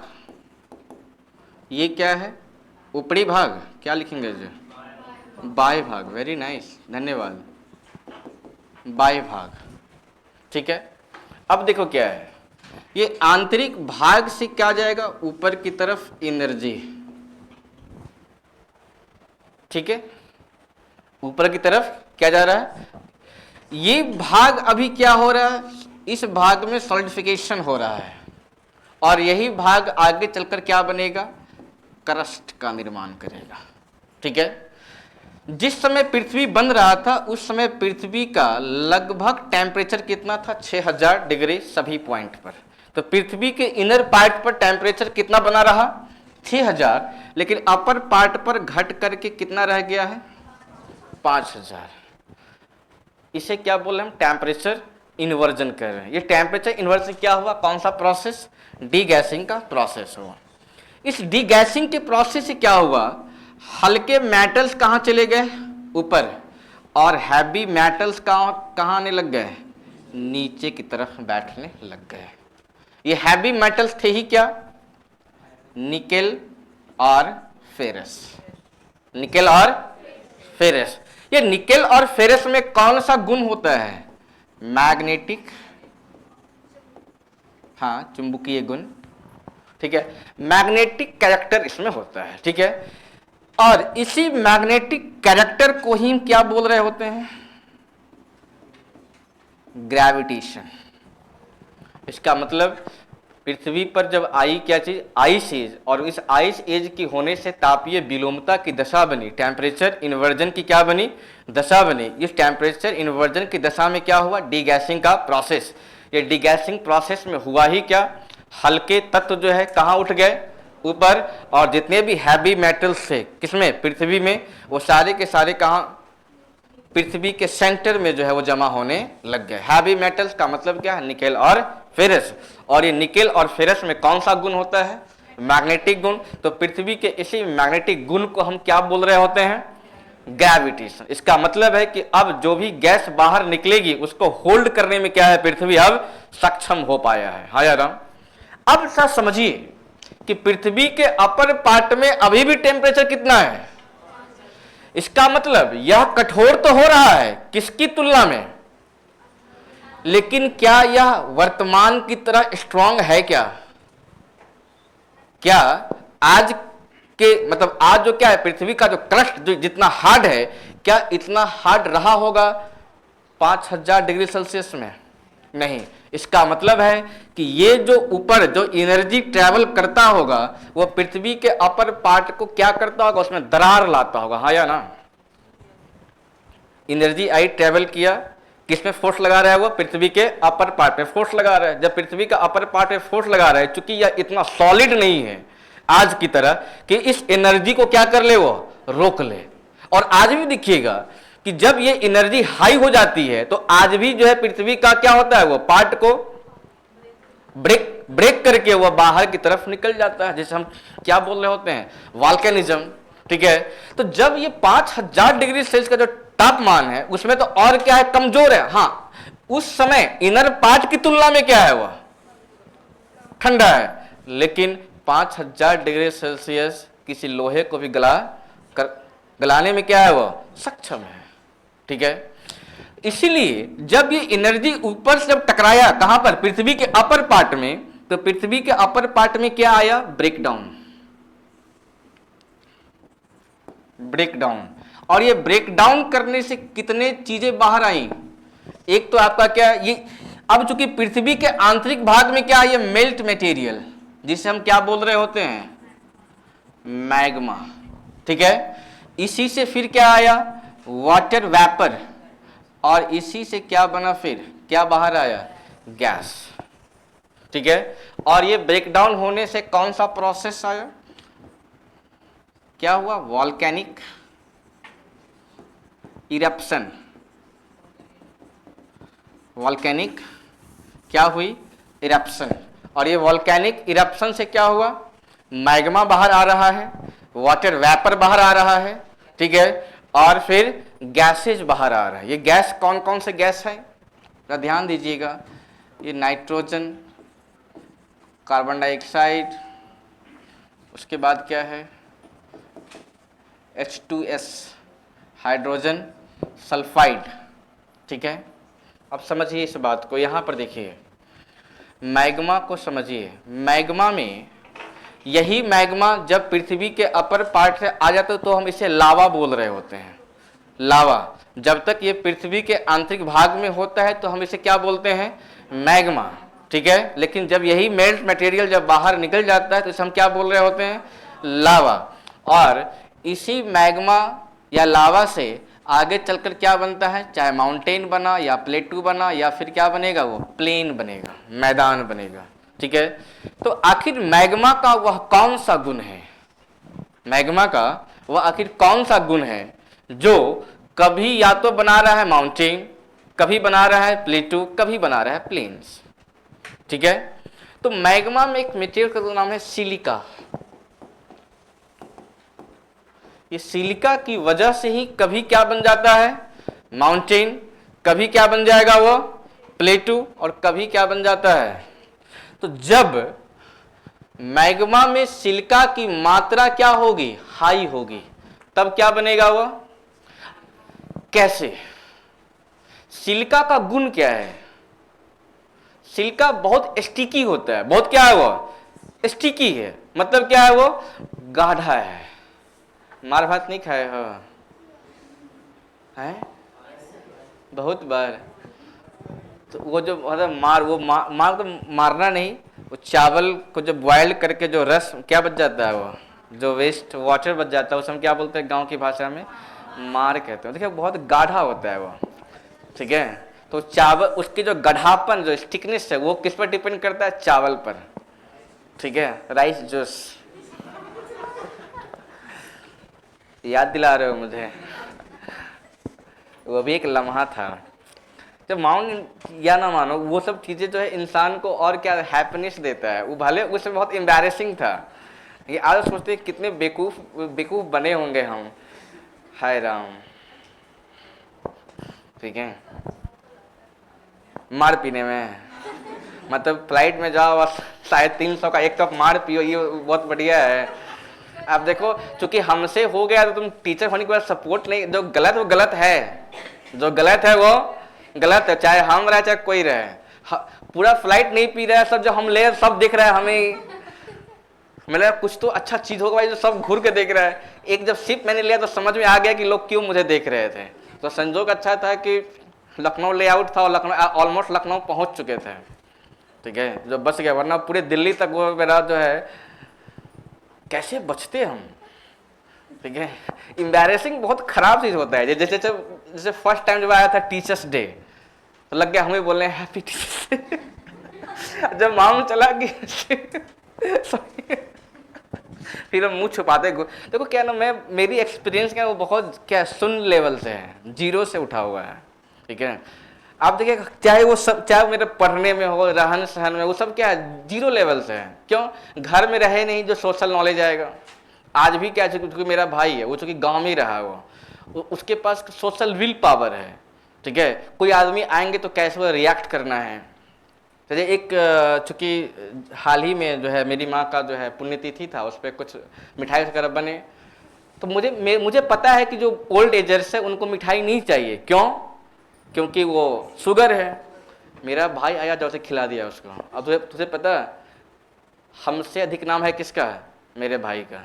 हम बोले गधा, एक बताओ जिसको शुगर है तुम जबरदस्ती को मिठाई खिला हो, इसमें कौन सी बहादुरी है? तो बात आई भावना का।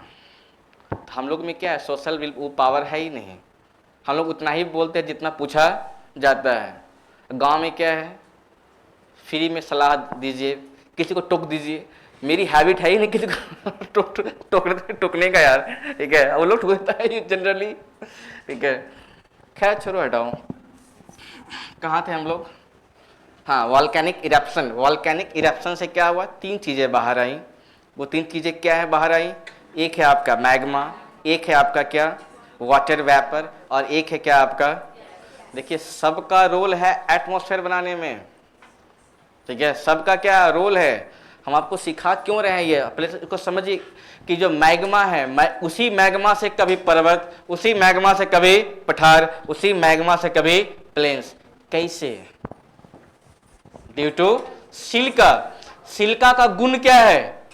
वो स्टिकी होता है, वो गाढ़ा, वो चिपचिपा होता है वो। ठीक है, अगर सिलिका की मात्रा ज्यादा है तो वह मैग्मा अधिक चिपचिपा होगा, वो आया बाहर क्या होगा, चिपक गया, आया और वो फैल नहीं रहा, वो फैल तो मतलब क्या हुआ, वॉल्केनिक इरप्शन हुआ, मैग्मा बाहर आया और चिपक गया, इससे क्या हो रहा है, हाइट पकड़ रहा है, वो क्या हो रहा है, कम क्षेत्र में वो ज्यादा हाइट पकड़ रहा है, और जैसी हाइट कितना पहुंच जाए 1000 मीटर, वह शेप क्या कहलाता है, माउंटेन। ठीक है, अगर सिलिका की मात्रा मॉडरेट रहेगा तब वो क्या किसका निर्माण करेगा वह, और वह मैग्मा जो लेस ऑफ सिलिका होगा वह क्या होगा, बाहर निकला पूरा पसर गया, बाहर निकला और पूरा, जब दाल है, दाल में पानी रख दिया अधिक, वो पूरा भाप में पसर जाएगा वह। तो लोग गरीबी देखा ही नहीं रहे, ठीक है, तो गरीबी जान, उसके बाद ना हम चाहता कि कैसे जिंदगी जिया जाता है। जब 20 तारीख के बाद जब दाल कम जाता है तो खाने का रेट तो नहीं कमा है, दाल घट गया है, तो अब क्या करें, पानी की मात्रा वही है, दाल की मात्रा घट गई है, तो इसका मतलब क्या, उस दाल में सिलिका की मात्रा, ठीक है, तो अब हम लोग किसका निर्माण करेंगे, प्लेन्स का निर्माण करेंगे। ठीक है, तो मैग्मा से माउंटेन भी बन रहा है, मैग्मा से क्या भी बन रहा है, प्लेटो, और मैग्मा से क्या भी बन रहा है, प्लेन। ये तीनों और एक ही मैग्मा से अलग अलग फॉर्मेशन, क्यों, किसकी वजह से, सिलिका की वजह से। सिलिका की वजह से क्यों, क्योंकि सिलिका का गुण क्या है, स्टिकी, गाढ़ा, चिपचिपा। अगर अधिक चिपचिपा होगा, बाहर निकला और चिपक गया, बाहर निकला और, तो इसका मतलब क्या होगा, अधिक क्षेत्र में फैलेगा नहीं, कम क्षेत्र में वो अधिक हाइट पकड़ लेगा वो। ठीक है, और जब हाइट कहां तक पहुंच जाएगा, अगर 1000 से कम हो और 500 मीटर से क्या हो, ज्यादा तो इसे हम क्या बोल रहे होते हैं, प्लेटो, और 500 मीटर से कम हो उसे हम क्या बोल रहे हैं, मैदान बोल रहे हैं। ठीक है, इसका मतलब कि स्टार्टिंग में जब क्या बना होगा, माउंटेन बना होगा। ये वही रास्ता है जिससे क्या हो रहा है, वॉल्केनिक इरप्शन हो रहा है। ठीक है, तो यहां पर देखिएगा, इस पर किसका निर्माण होता है, क्रेटर का। इसे हम क्या बोलते हैं, इसे हम बोलते हैं क्रेटर।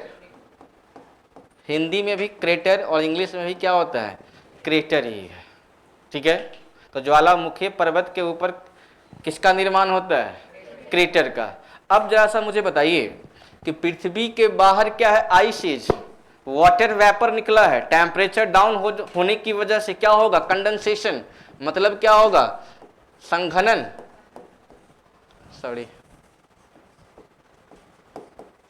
संघनन, कंडेंसेशन।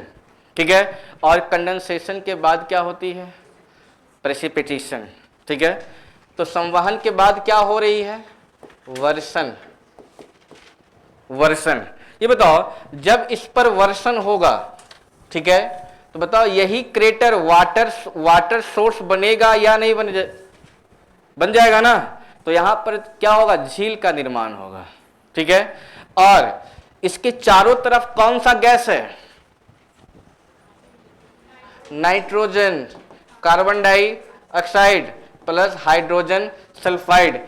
इसके मिलने से एक बैक्टीरिया बन रहा है झील में, जिसका नाम है साइनोबैक्टीरिया। कौन बैक्टीरिया,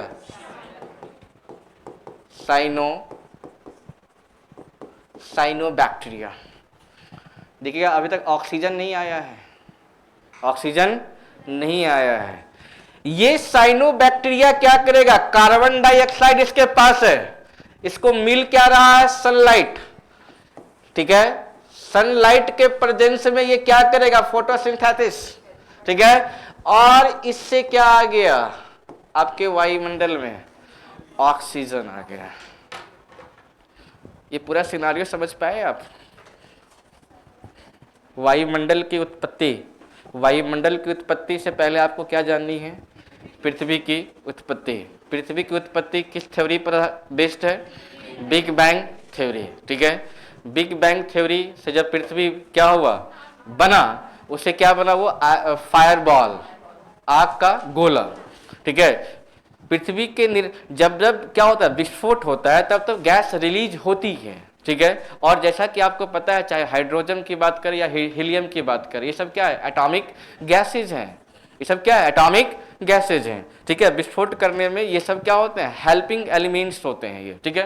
तो जब विस्फोट से क्या बन रहा है, फायर बॉल बन रहा है, तो ये हाइड्रोजन और हीलियम गैस क्या हो रहा है, रिलीज कर रहा है। तो पृथ्वी के चारों ओर ये गैस फैल गए, कौन कौन, हाइड्रोजन और हीलियम।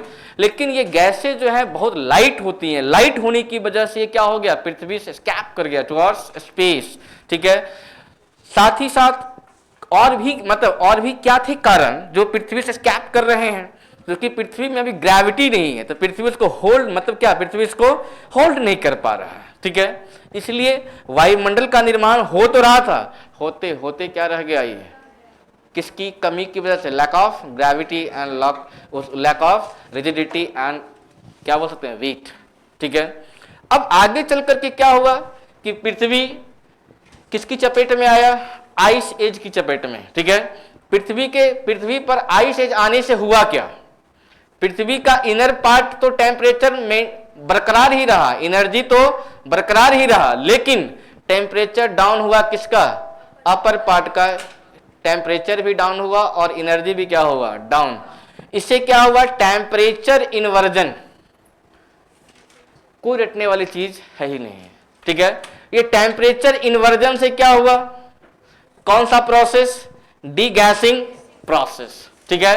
ये डीगैसिंग प्रोसेस से क्या हुआ, जो लाइट मेटल्स थे वो कहां चले गए, पृथ्वी के अपर पार्ट। अभी भी देखिएगा सिल्क क्या चीज आपका, सियाल चाहे सीमा है ना, ठीक है, चाहे एल्युमिनियम की बात करें चाहे सिल्का की बात, ये सब क्या है, लाइट मेटल्स ही तो है, ठीक है। ये सब क्या है, लाइट एलिमेंट्स है। तो लाइट एलिमेंट्स कहां चले गए, अपर पार्ट में, और हैवी मेटल्स कहां चले गए, नीचे। ये हैवी मेटल्स नीचे का मतलब क्या, हैवी में आते ही क्या है, निकेल और फेरस। और ये चूंकि पृथ्वी के इनर पार्ट में गया, पृथ्वी के सेंटर में गया है, ठीक है। और इसमें कौन सा गुण है, मैग्नेटिक प्रॉपर्टीज है, ठीक है। और इसी मैग्नेटिक प्रॉपर्टीज को हम क्या बोलते हैं, ग्रेविटेशन। तो इसका मतलब होल्डिंग पावर अब पृथ्वी में आ गई है, ठीक है। लेकिन जब यही लाइट मेटल्स जब पृथ्वी के अपर पार्ट से टकरा रहा था, तो पृथ्वी के अपर पार्ट में क्या आ गया, ब्रेकडाउन आया, ठीक है। क्यों आया ब्रेकडाउन, टेम्परेचर भले लो है लेकिन समान टेम्परेचर नहीं है, ठीक है। ये पूरी एरिया में 6000 डिग्री सेल्सियस है, तो ऊपर में क्या है 5000 डिग्री सेल्सियस, का मतलब 1000 डिग्री सेल्सियस क्या हुआ है, घटा है, ठीक है। क्या मतलब माइनस तो खतरनाक हुआ है, भयंकर रूप से हुआ है, लेकिन उतना भी लो नहीं हुआ है जिससे यह आज की तरह सॉलिड बन सके पृथ्वी का अपर पार्ट, ठीक है। लेकिन क्या है, इनर पार्ट के बदले अपर पार्ट क्या है, ठंडा है, लेकिन मजबूत नहीं, क्या है वो, कमजोर है। इसलिए जब इनर पार्ट जब लाइट मेटल्स अपर पार्ट में टकराएगा तो क्या आएगा, अपर पार्ट में ब्रेकडाउन आएगा, ठीक है। और इस ब्रेकडाउन से क्या होगा, वॉल्केनिक इरप्शन होगा, ठीक है। और ये वॉल्केनिक इरप्शन से क्या हो रहा है भाई, क्या क्या क्या बाहर आ रहा है, मैग्मा बाहर आ रहा है, वाटर वेपर बाहर आ रहा है, और साथ ही साथ क्या आ रहा है, गैस। लेकिन इस गैस में किसकी अनुपस्थिति है, ऑक्सीजन की अनुपस्थिति, नाइट्रोजन का है, ऑक्सीजन की क्या है, अनुपस्थिति है, ठीक है। अब देखिए क्या हुआ, इसी मैग्मा से क्या बना, माउंटेन, वॉल्केनिक माउंटेन के ऊपर एक छातानुमा, उल्टा छातानुमा क्या बन जाता है, शेप, ठीक है। ये उल्टा छातानुमा शेप कैसे बनता है हम पढ़ेंगे जियोमॉर्फोलॉजी में, ठीक है। और ये जो शेप उल्टा नुमा क्या है, उल्टा छाता जो क्या है, उल्टा छातानुमा जो शेप है, इसे ही क्या बोलते हैं हम, क्रेटर बोलते हैं, ठीक है। आगे चल करके ये जो वाटर वेपर है, ये वाटर चूंकि पृथ्वी के ऊपरी भाग में जहां पर टेम्परेचर बहुत डाउन है, तो जल को अगर क्या टेम्परेचर डाउन मिले तो वह किस में चेंज कर जाता है, आइस में चेंज करेगा, जिसे हम क्या बोल रहे होते हैं, कंडेंसेशन।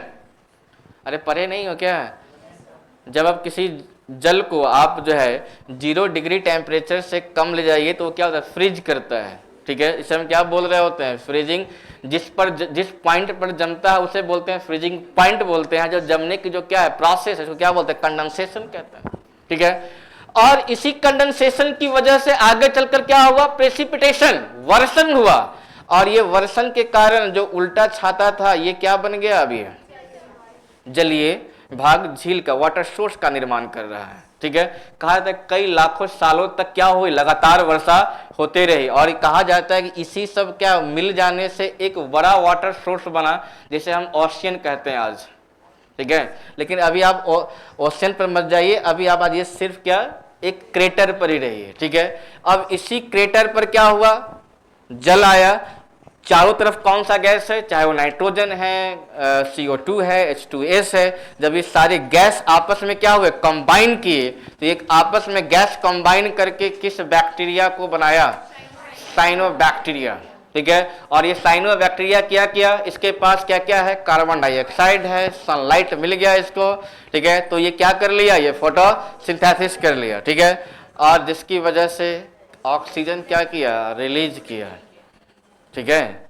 और ऑक्सीजन रिलीज होने की वजह से पृथ्वी पर क्या एग्जिस्ट किया, लाइफ। पृथ्वी पर क्या एग्जिस्ट किया, लाइफ। तो हम भी हैं, आप भी हैं, भूगोल भी हैं, हम सभी हैं। सोचिए अगर ऐसा ना होता तो क्या होता, न हम होते, न आप होते, न ये जी का जंजाल होता, ठीक है। एक गलती की वजह से न ये गॉड पार्टिकल होता, न उसे विस्फोट होता, ठीक है, ना हम लोगों का ब्रेन आज विस्फोट कर रहा होता, ठीक है। अब समझ पाए। अब जो गैस जो बाहर निकला है, अब ये गैस चूंकि अब बाहर नहीं जा पाएगा, क्यों, कौन रोक लेगा इसको, पृथ्वी अपनी गुरुत्वाकर्षण की वजह से ये सारे गैस को क्या कर लेगा, वो रोक लेगा। जब ये सारे गैस जब रुकेंगे तो स्टार्टिंग दौर में क्या होगा, रेशियो अलग अलग होंगे, लेकिन यह लंबे समय के बाद क्या होगा, ये सारे गैसेज मिल करके एक लेयर्स का निर्माण करेगा, जिसे हम क्या बोल रहे होंगे, वायुमंडलीय परत। वायुमंडलीय, कितना आसान विषय है ज्योग्राफी, कितना आसान है ज्योग्राफी, ठीक है। एक बार समझ लिया क्लास में, अगर क्लास में फिजिकल जो बैठा हुआ है भाई, उसको फिर भूगोल में समस्या होने वाला सुन लेने मात्र से ही, ठीक है। और जो फिर नोट्स के बेस पर रह गए तो फिर भूगोल समझ में आने होने वाला है, क्योंकि बीच में साइंस घुस रहा है ना इसमें। कब तो इसमें घुस गया क्या मतलब, बायोलॉजी घुस रहा है जी, ठीक है। फिजिक्स तो था ही, केमिस्ट्री भी आया, और क्या भी आया, किसके लिए, ज्योग्राफी के लिए। किसके लिए, ज्योग्राफी के लिए। देखो पहले आर्ट्स को लेकर हमारा भी उद्देश्य मतलब ध्येय वही था, छी कितना चीप सब्जेक्ट है, मतलब पढ़ने वाले तो हम लोग तो इसको जीवन में कुछ करना ही नहीं है, मतलब ऐसा समझते थे। बाद में उसी से पाला पड़ गया, तब समझ में आया कि नहीं नहीं, वो घमंड क्या था, वो गलत घमंड था।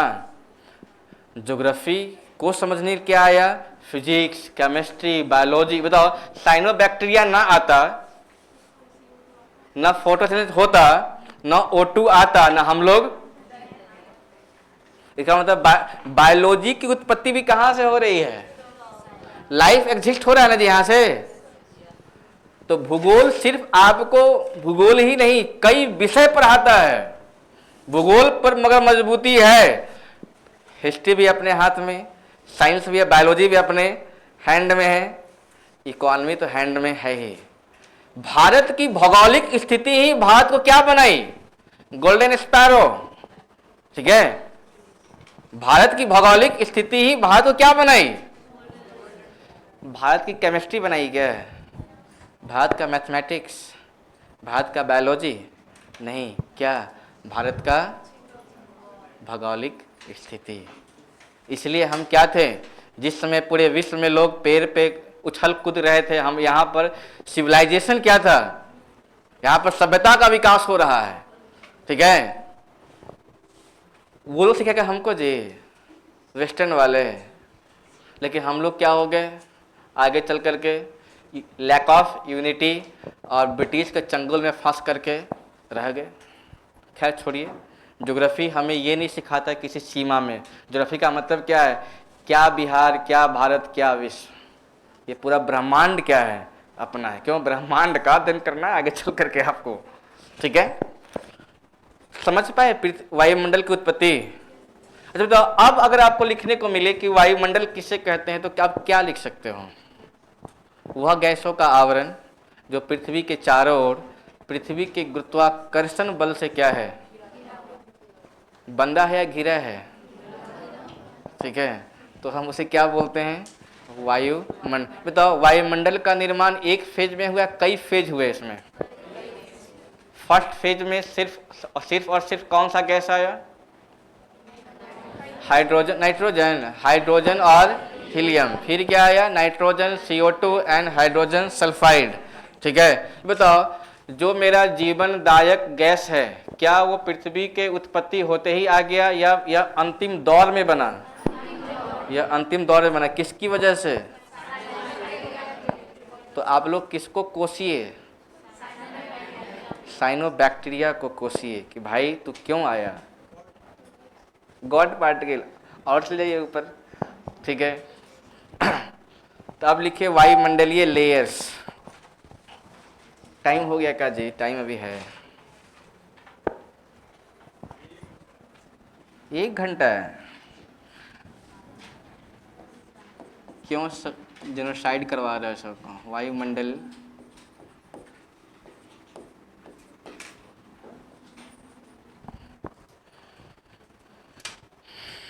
कितने मंडल हैं? 6। खुद से जोड़ भी लिए थे क्या आप?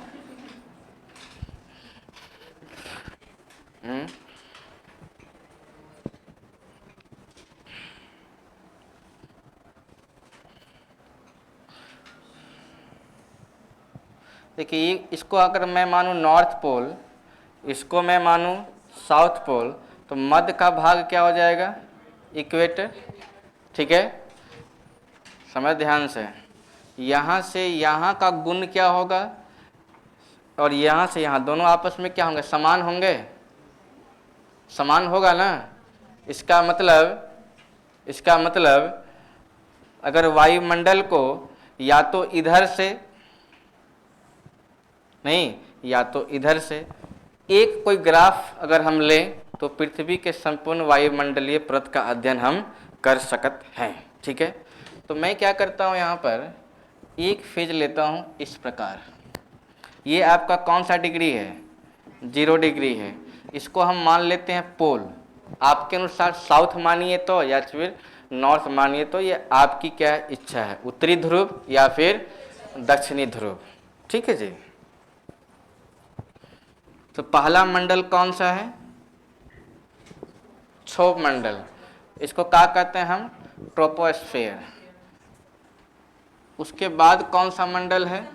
समताप मंडल। क्यों बोलते हैं समताप मंडल? टेम्परेचर समान होता है, इसलिए समताप मंडल कहते हैं। हम इसलिए पूछे थे क्योंकि यहाँ पे मैंने मैक्सिमम स्टूडेंट को मैंने पूछा तो वो बताया सर तापमान सेम है ना, तो यहाँ पे इसको हम समताप मंडल कहते हैं। ये सब चीज़ बायस्ड सोच है, ओजोन लेयर की वजह से, इसलिए बोलते हैं। ठीक है जी, आगे देखते हैं क्या कारण है। यही सब चीज़ तो सीख के जाना है। उसके बाद क्या है? मेसोस्फीयर, मध्य मंडल। ठीक है, उसके बाद है आयनोस्फीयर, जिसकी वजह से हम जो है फुटबॉल देख पाते हैं। हवाई जहाज़ कैसे क्रैश कर गया अहमदाबाद में, इसकी लाइव रिपोर्टिंग हम देख रहे थे, वो इसकी वजह से है। उसके बाद क्या है? बहिर्मंडल, जिसको कहते हैं एक्सोस्फीयर। ठीक है, तो चाहो तो आप इसको जो है इस प्रकार आप नाम दे सकते हो। एक तरफ आप नाम लिख दीजिए। ठीक है, इसको क्या बोलते हैं हम? क्षोभ मंडल, मतलब ट्रोपोस्फीयर। इसको क्या कहते हैं हम? स्ट्रेटोस्फीयर, समताप मंडल। इसको कहते हैं मेसोस्फीयर, मतलब मध्य मंडल। उसके वायुमंडल आयन मंडल। ठीक है, मंडल का मतलब कुछ नहीं होता है, समूह होता है। ठीक है, उसके बाद है एक्सोस्फीयर, मतलब क्या है? बहिर्मंडल, एक्सोस्फीयर। कभी कभी क्वेश्चन आ सकता है कि इसको हायरार्की में लगाइए, ऊपर से नीचे क्रम, नीचे से ऊपर क्रम में लगाइए। ठीक है, तो कोई भी क्रम में लगाना हो, आपको एक ही क्रम में याद रखना है। आप एक ही क्रम में याद रखेंगे तो आपका सारा क्रम होने से बच जाएगा। ठीक है, या तो ऊपर से नीचे क्रम याद रख लीजिए, या तो नीचे से ऊपर याद रख लीजिए। ठीक है, तो पहला कौन सा?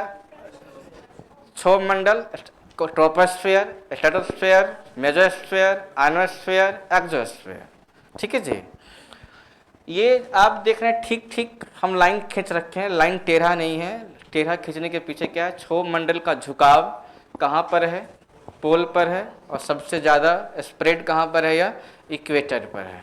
ठीक है, इसका मतलब है क्षोभ मंडल की ऊंचाई कहाँ पर मैक्सिमम होती है, विषुवत पर क्या होती है, ज़्यादा मैक्सिमम। ठीक है, क्षोभ मंडल की ऊंचाई विषुवत रेखा पर क्या होती है, हाई होती है, मैक्सिमम होती है, जबकि क्षोभ मंडल की ऊंचाई पोल पर क्या होती है, मिनिमम होती है। काहे, क्यों? क्योंकि इक्वेटर पर सन की प्रेजेंसी क्या होती है, ज़्यादा होती है, सन की उपस्थिति। अच्छा बताओ, कुछ लोग कहते हैं कि इक्वेटर पर सन की सालों भर किरण सीधी पड़ती है, क्या ये बातें सत्य है? क्या विषुवत रेखा पर सूरज की किरण सालों भर सीधी पड़ती है, क्या ये लाइन सत्य है? बिल्कुल लाइन सत्य नहीं है, उपस्थिति क्या है, ज़्यादा है। ठीक है, अब बोले कैसे समझें, तो देखो ध्यान से, देखा, जिसको भी लगता है गोल नहीं है वो कृपया बोर्ड पर आकर के गोल बना दें। ठीक है, जिसको भी लगे नहीं डाउट है अरे ये गोल नहीं है, तो आप गोल आकर के बना सकते हैं। सभी अक्षांश रेखा में ये अक्षांश रेखा इम्पॉर्टेंट है, 27 डिग्री नॉर्थ, 23.5 डिग्री साउथ। ये कौन सी रेखा है? ट्रॉपिक ऑफ कैंसर किसे बोलते हैं? कर्क रेखा, उत्तरी गोलार्ध। गोलार्ध, विषुवत रेखा दो भाग में, एक पृथ्वी पूरा एक गोला है, विषुवत रेखा दो गोला में बांट देता है, तो आधा गोला को गोलार्ध कहते हैं। ठीक है, तो विषुवत रेखा से जो ऊपर है इसको कहते हैं उत्तरी गोलार्ध, मतलब नॉर्दर्न हेमिस्फीयर। ठीक है, विषुवत रेखा से नीचे को हम क्या बोलते हैं? दक्षिणी गोलार्ध, तो साउदर्न हेमिस्फीयर।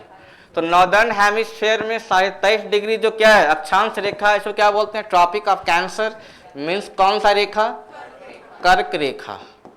और साउदर्न हेमिस्फीयर में 27 डिग्री जो क्या है अक्षांश रेखा, इसको क्या बोलते हैं? ट्रॉपिक ऑफ कैप्रिकॉर्न, जिसे हम क्या बोलते हैं? मकर रेखा। ठीक है, अब बताओ सभी अक्षांश रेखा में यही अक्षांश रेखा क्यों इंपॉर्टेंट है? 22 इंपॉर्टेंट नहीं है, 24 हम नहीं पढ़ते कभी, 23 नहीं, 26 नहीं पढ़ते, सिर्फ 23 से क्यों पढ़ते हैं? हैं जी? अरे आईटी से तो बहुत छोटा चीज़ है भाई, तो हम लोग आगे पढ़ेंगे आईटी से, जो इंटर ट्रॉपिकल कन्वर्जेंस जोन। अरे बाबा पृथ्वी की झुकाव कितनी है? पहले एक काम करो, पहले पृथ्वी झुकाव नहीं मानो, पहले मतलब पृथ्वी स्ट्रेट है। ठीक है, अब बताओ अगर हम इसको जितना फोर्स हम ऊपर से लगाएं, जितना हम इसको नीचे की तरफ झुकाएंगे आगे की तरफ, उतना भाग नीचे भी आएगा या नहीं आएगा? ठीक है, तो फर्स्ट केस है, फर्स्ट केस सन क्या है 90 डिग्री पर, सूरज सामने है, तो सीधी किरण कहाँ पड़ेगी?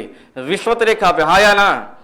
ये बताओ जैसे जैसे हम सूरज की तरफ इसको धक्का देंगे तो सूरज की जो रेखा मतलब क्या है, जो टच है कहाँ पर? पृथ्वी पर, वो विषुवत रेखा से ऊपर की तरफ चढ़ेगी या नहीं चढ़ेगी? कितना तक चढ़ेगी?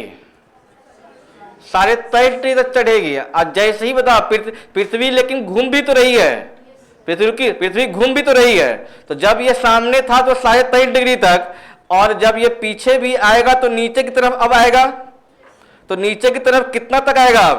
तो जितना ऊपर गया उतना ही। ठीक है, तो सूरज की जो किरण है एक बार विषुवत रेखा से ऊपर कहां चढ़ेगा? और जब इसको छू देगा तो क्या ऊपर आगे बढ़ता रहेगा या फिर नीचे की तरफ आएगा? वो दूसरा रंग से दिखा दे का जी, देख रहा। ठीक है, अब बताओ विषुवत रेखा पे आकर रुक जाएगा?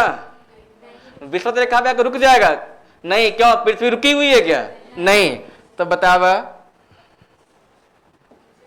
अब ये लाइन कहां तक आएगा भाई? मकर, तो मकर रेखा को छू लेगा तो क्या और नीचे तक जाएगा क्या? नहीं। बताओ मकर रेखा को छू लेगा, अब ये सूरज की रेखा अब फिर कहां जाएगी? ये जाएगा इसी को समझना बहुत मुश्किल होता है जी। आज जब फिर विषुवत रेखा को छुएगा फिर कहाँ तक जाएगा ये? कर्क रेखा। इसका मतलब सनलाइट रुकी हुई है या फिर दोलन कर रहा है। ऐसा लग रहा है कि सनलाइट जो है oscillate from tropic of Cancer to tropic of Capricorn. ठीक है, ये बताओ दोनों ही लाइन को छू रहा है एक बार, किस लाइन को 2 बार टच कर रहा है? वो इक्वेटर को। इसका मतलब सन की प्रेजेंसी ज्यादा कहाँ पर है? तो यहाँ पर टेम्परेचर क्या होगा? अदर जोन से क्या होगा? हाई होगा। ये बताओ सूरज की प्रेजेंसी अगर इक्वेटर पर ज्यादा है तो बताओ कन्वेक्शनल एनर्जी सबसे ज्यादा कहाँ पर हाई होगी? इक्वेटर पर। अरे हाँ या ना? विषुवत रेखा पर सूरज की किरण सालों भर सीधी पड़ती है या फिर सूरज की प्रेजेंसी ज्यादा है? सूरज की उपस्थिति ज्यादा है। ठीक है, और सूरज की उपस्थिति ज्यादा होने की वजह से क्या होता है? वहां पर कन्वेक्शनल एनर्जी, संवहनीय ऊर्जा क्या है? ज्यादा है। तो संवहनीय ऊर्जा जब ज्यादा होगा तो बताओ ये अधिक दूर तक फोर्स लगाएगा या नहीं लगाएगा? अच्छा बताओ, यहां तो सीधी पड़ रही है, क्या पोल पर क्या सूरज किरण सीधी पड़ रही है? तिरछी या सीधी? जब तिरछी पड़ेगी तो तापमान में कमी या बढ़ोतरी? तापमान में कभी तो बताओ संवहनीय ऊर्जा ज्यादा होगा या घटेगा? घटेगा ना। तो संवहनीय ऊर्जा जब घटेगा कहां पर? पोल पर। तो यह अधिक फोर्स जब नहीं लगाएगा तो क्षोभ मंडल की ऊंचाई घट जाएगी कहां पर? पोल पर। इसलिए क्षोभ मंडल की ऊंचाई मैक्सिमम कहां होला और मिनिमम कहां होला? ड्यू टू कौन सा ऊर्जा? संवहनीय ऊर्जा मैक्सिमम कहां पर होती है? विषुवत रेखा पर। क्यों होती है? सूरज की सालों भर किरण सीधी पड़ती है या प्रेजेंसी ज्यादा है? प्रेजेंसी ज्यादा है। जब प्रेजेंसी ज्यादा है तापमान इंक्रीज कर जाएगा, ऊर्जा क्या हो जाएगा? इंक्रीज कर जाएगा, फोर्स अधिक लगाएगा। जब आप खा लेते हो ताकत, नहीं तो ताकत आवा हो फरियावा का। ठीक है, तो कहां पे लोग फरिया? इक्वेटर पर। लेकिन मरुआ जाएगा कहां पर? ठीक है, तो बताओ क्षोभ मंडल की ऊंचाई सबसे ज्यादा कहां पर? इक्वेटर पर। क्षोभ मंडल की ऊंचाई मिनिमम कहां पर? किसकी वजह से? कहां पर ज्यादा, कहां पर कम? क्षोभ मंडल की ऊंचाई ज्यादा कहां पर, कम कहां पर? यह बस यही काम करते रहना, कहां तापमान है, कहां लो प्रेशर, कहां हाई प्रेशर, बस यही एक बार सीख लीजिए थ्योरी, उसके बाद लो हाई करते रहिए। ये भी कोई विषय है? लेकिन सभी विषयों की क्या है? यह माँ है, माँ है माँ। जिस प्रकार पॉलिटी की माँ कौन थी? हिस्ट्री। और सभी विषयों की माँ कौन है? ज्योग्राफी। बताओ ये कहने सुनने की बात है या इस्टैब्लिश्ड मैटर है? ये इस्टैब्लिश्ड मैटर है। ठीक है, आगे चले तो क्षोभ मंडल की पहला गुण, क्षोभ मंडल की ऊंचाई मैक्सिमम कहां पर? इक्वेटर पर। अब आपसे पूछा है कारण बताइए, तो क्या आप इसका रीजन बता पाएंगे? क्या है कारण? Convectional energy means what? संवहनीय ऊर्जा मैक्सिमम होला कहां पर? इक्वेटर पर। क्यों? सन की प्रेजेंसी ज्यादा, तापमान ज्यादा, तो ऊर्जा भी क्या होगा? तो फोर्स भी क्या होगा? कितना अच्छा विषय है ज्योग्राफी, कितना अच्छा विषय है ज्योग्राफी। ठीक है, बस लेकिन प्रॉब्लम क्या है? एक बार सीरियली और कॉन्सेप्चुअल इसको क्या कर लें? पढ़ डालें। ठीक है, जैसे जैसे हम देखो ध्यान से, अभी टाइम है लेकिन धूप बढ़ जाती है नहीं, टाइम के साथ साथ जो है इंटेंसिटी बढ़ जाती है धूप की। घबराए, बस 2 फैक्ट और पढ़ा के छोड़ देंगे।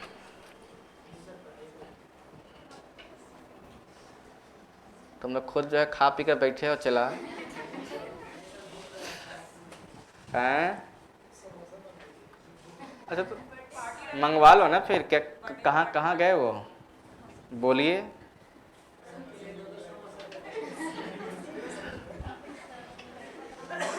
देखो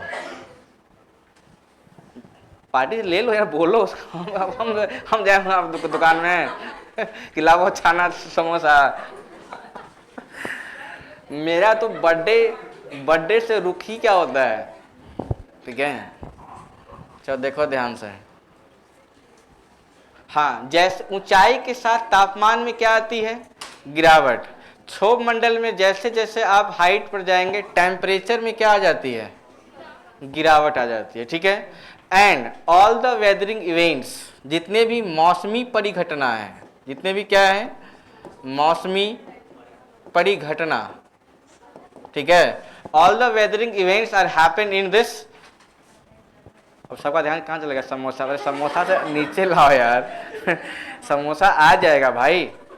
अगर आज टाइम कम होने की वजह से आज रुक भी गया तो कल जरूर समोसा, ठीक है।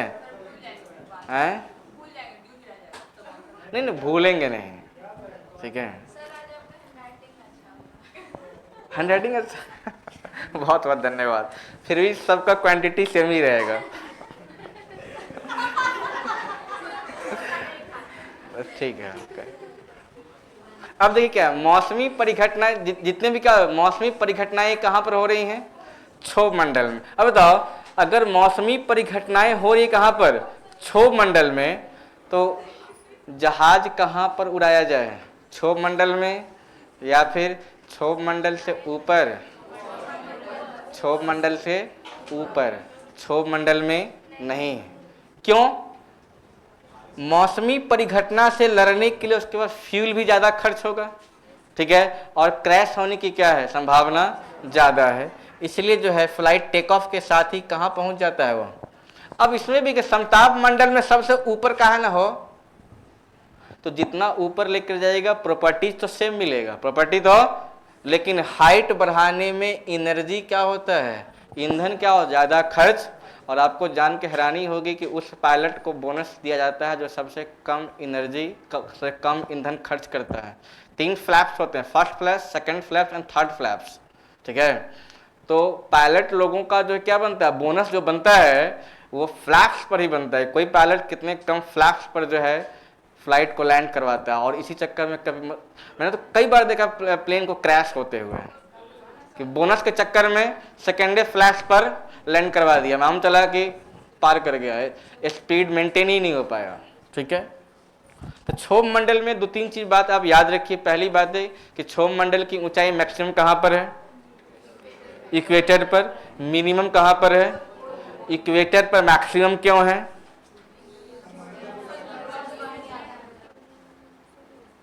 इक्वेटर पर क्यों, क्योंकि presence of sun is maximum on the equator, so temperature is high on equator, ठीक है। तो जब टेम्परेचर हाई होगा तो कौन सी एनर्जी होगी रिलीज, संवहनीय ऊर्जा, कॉन्वेक्शनल एनर्जी क्या हो जाएगा, हाई। जब एनर्जी हाई तो फोर्स ज्यादा, तो हाइट क्या ज्यादा। उसके बाद all the weathering events are happened in this sphere, so this is not appropriate sphere for air traffic या एयर ट्रांसपोर्टेशन, ठीक है। इतनी बातें कहाँ पर सीखनी थी आपको, क्षोभ मंडल में। अब बचा है क्या चीज, पढ़िए ले क्या समताप मंडल हो है? नहीं कल, ठीक है। आज जो है आज की धारावाहिक यहीं पर रोकी जाती है। अब आगे की जो कहानी है आप उनसे पूछ लीजिए, अगर क्या है आ रहा होगा तो वेट कर लीजिए, ठीक है। नहीं आ रहा होगा तो कल जो है आपको गर्मा गर्म समोसे मिल जाएंगे। धन्यवाद।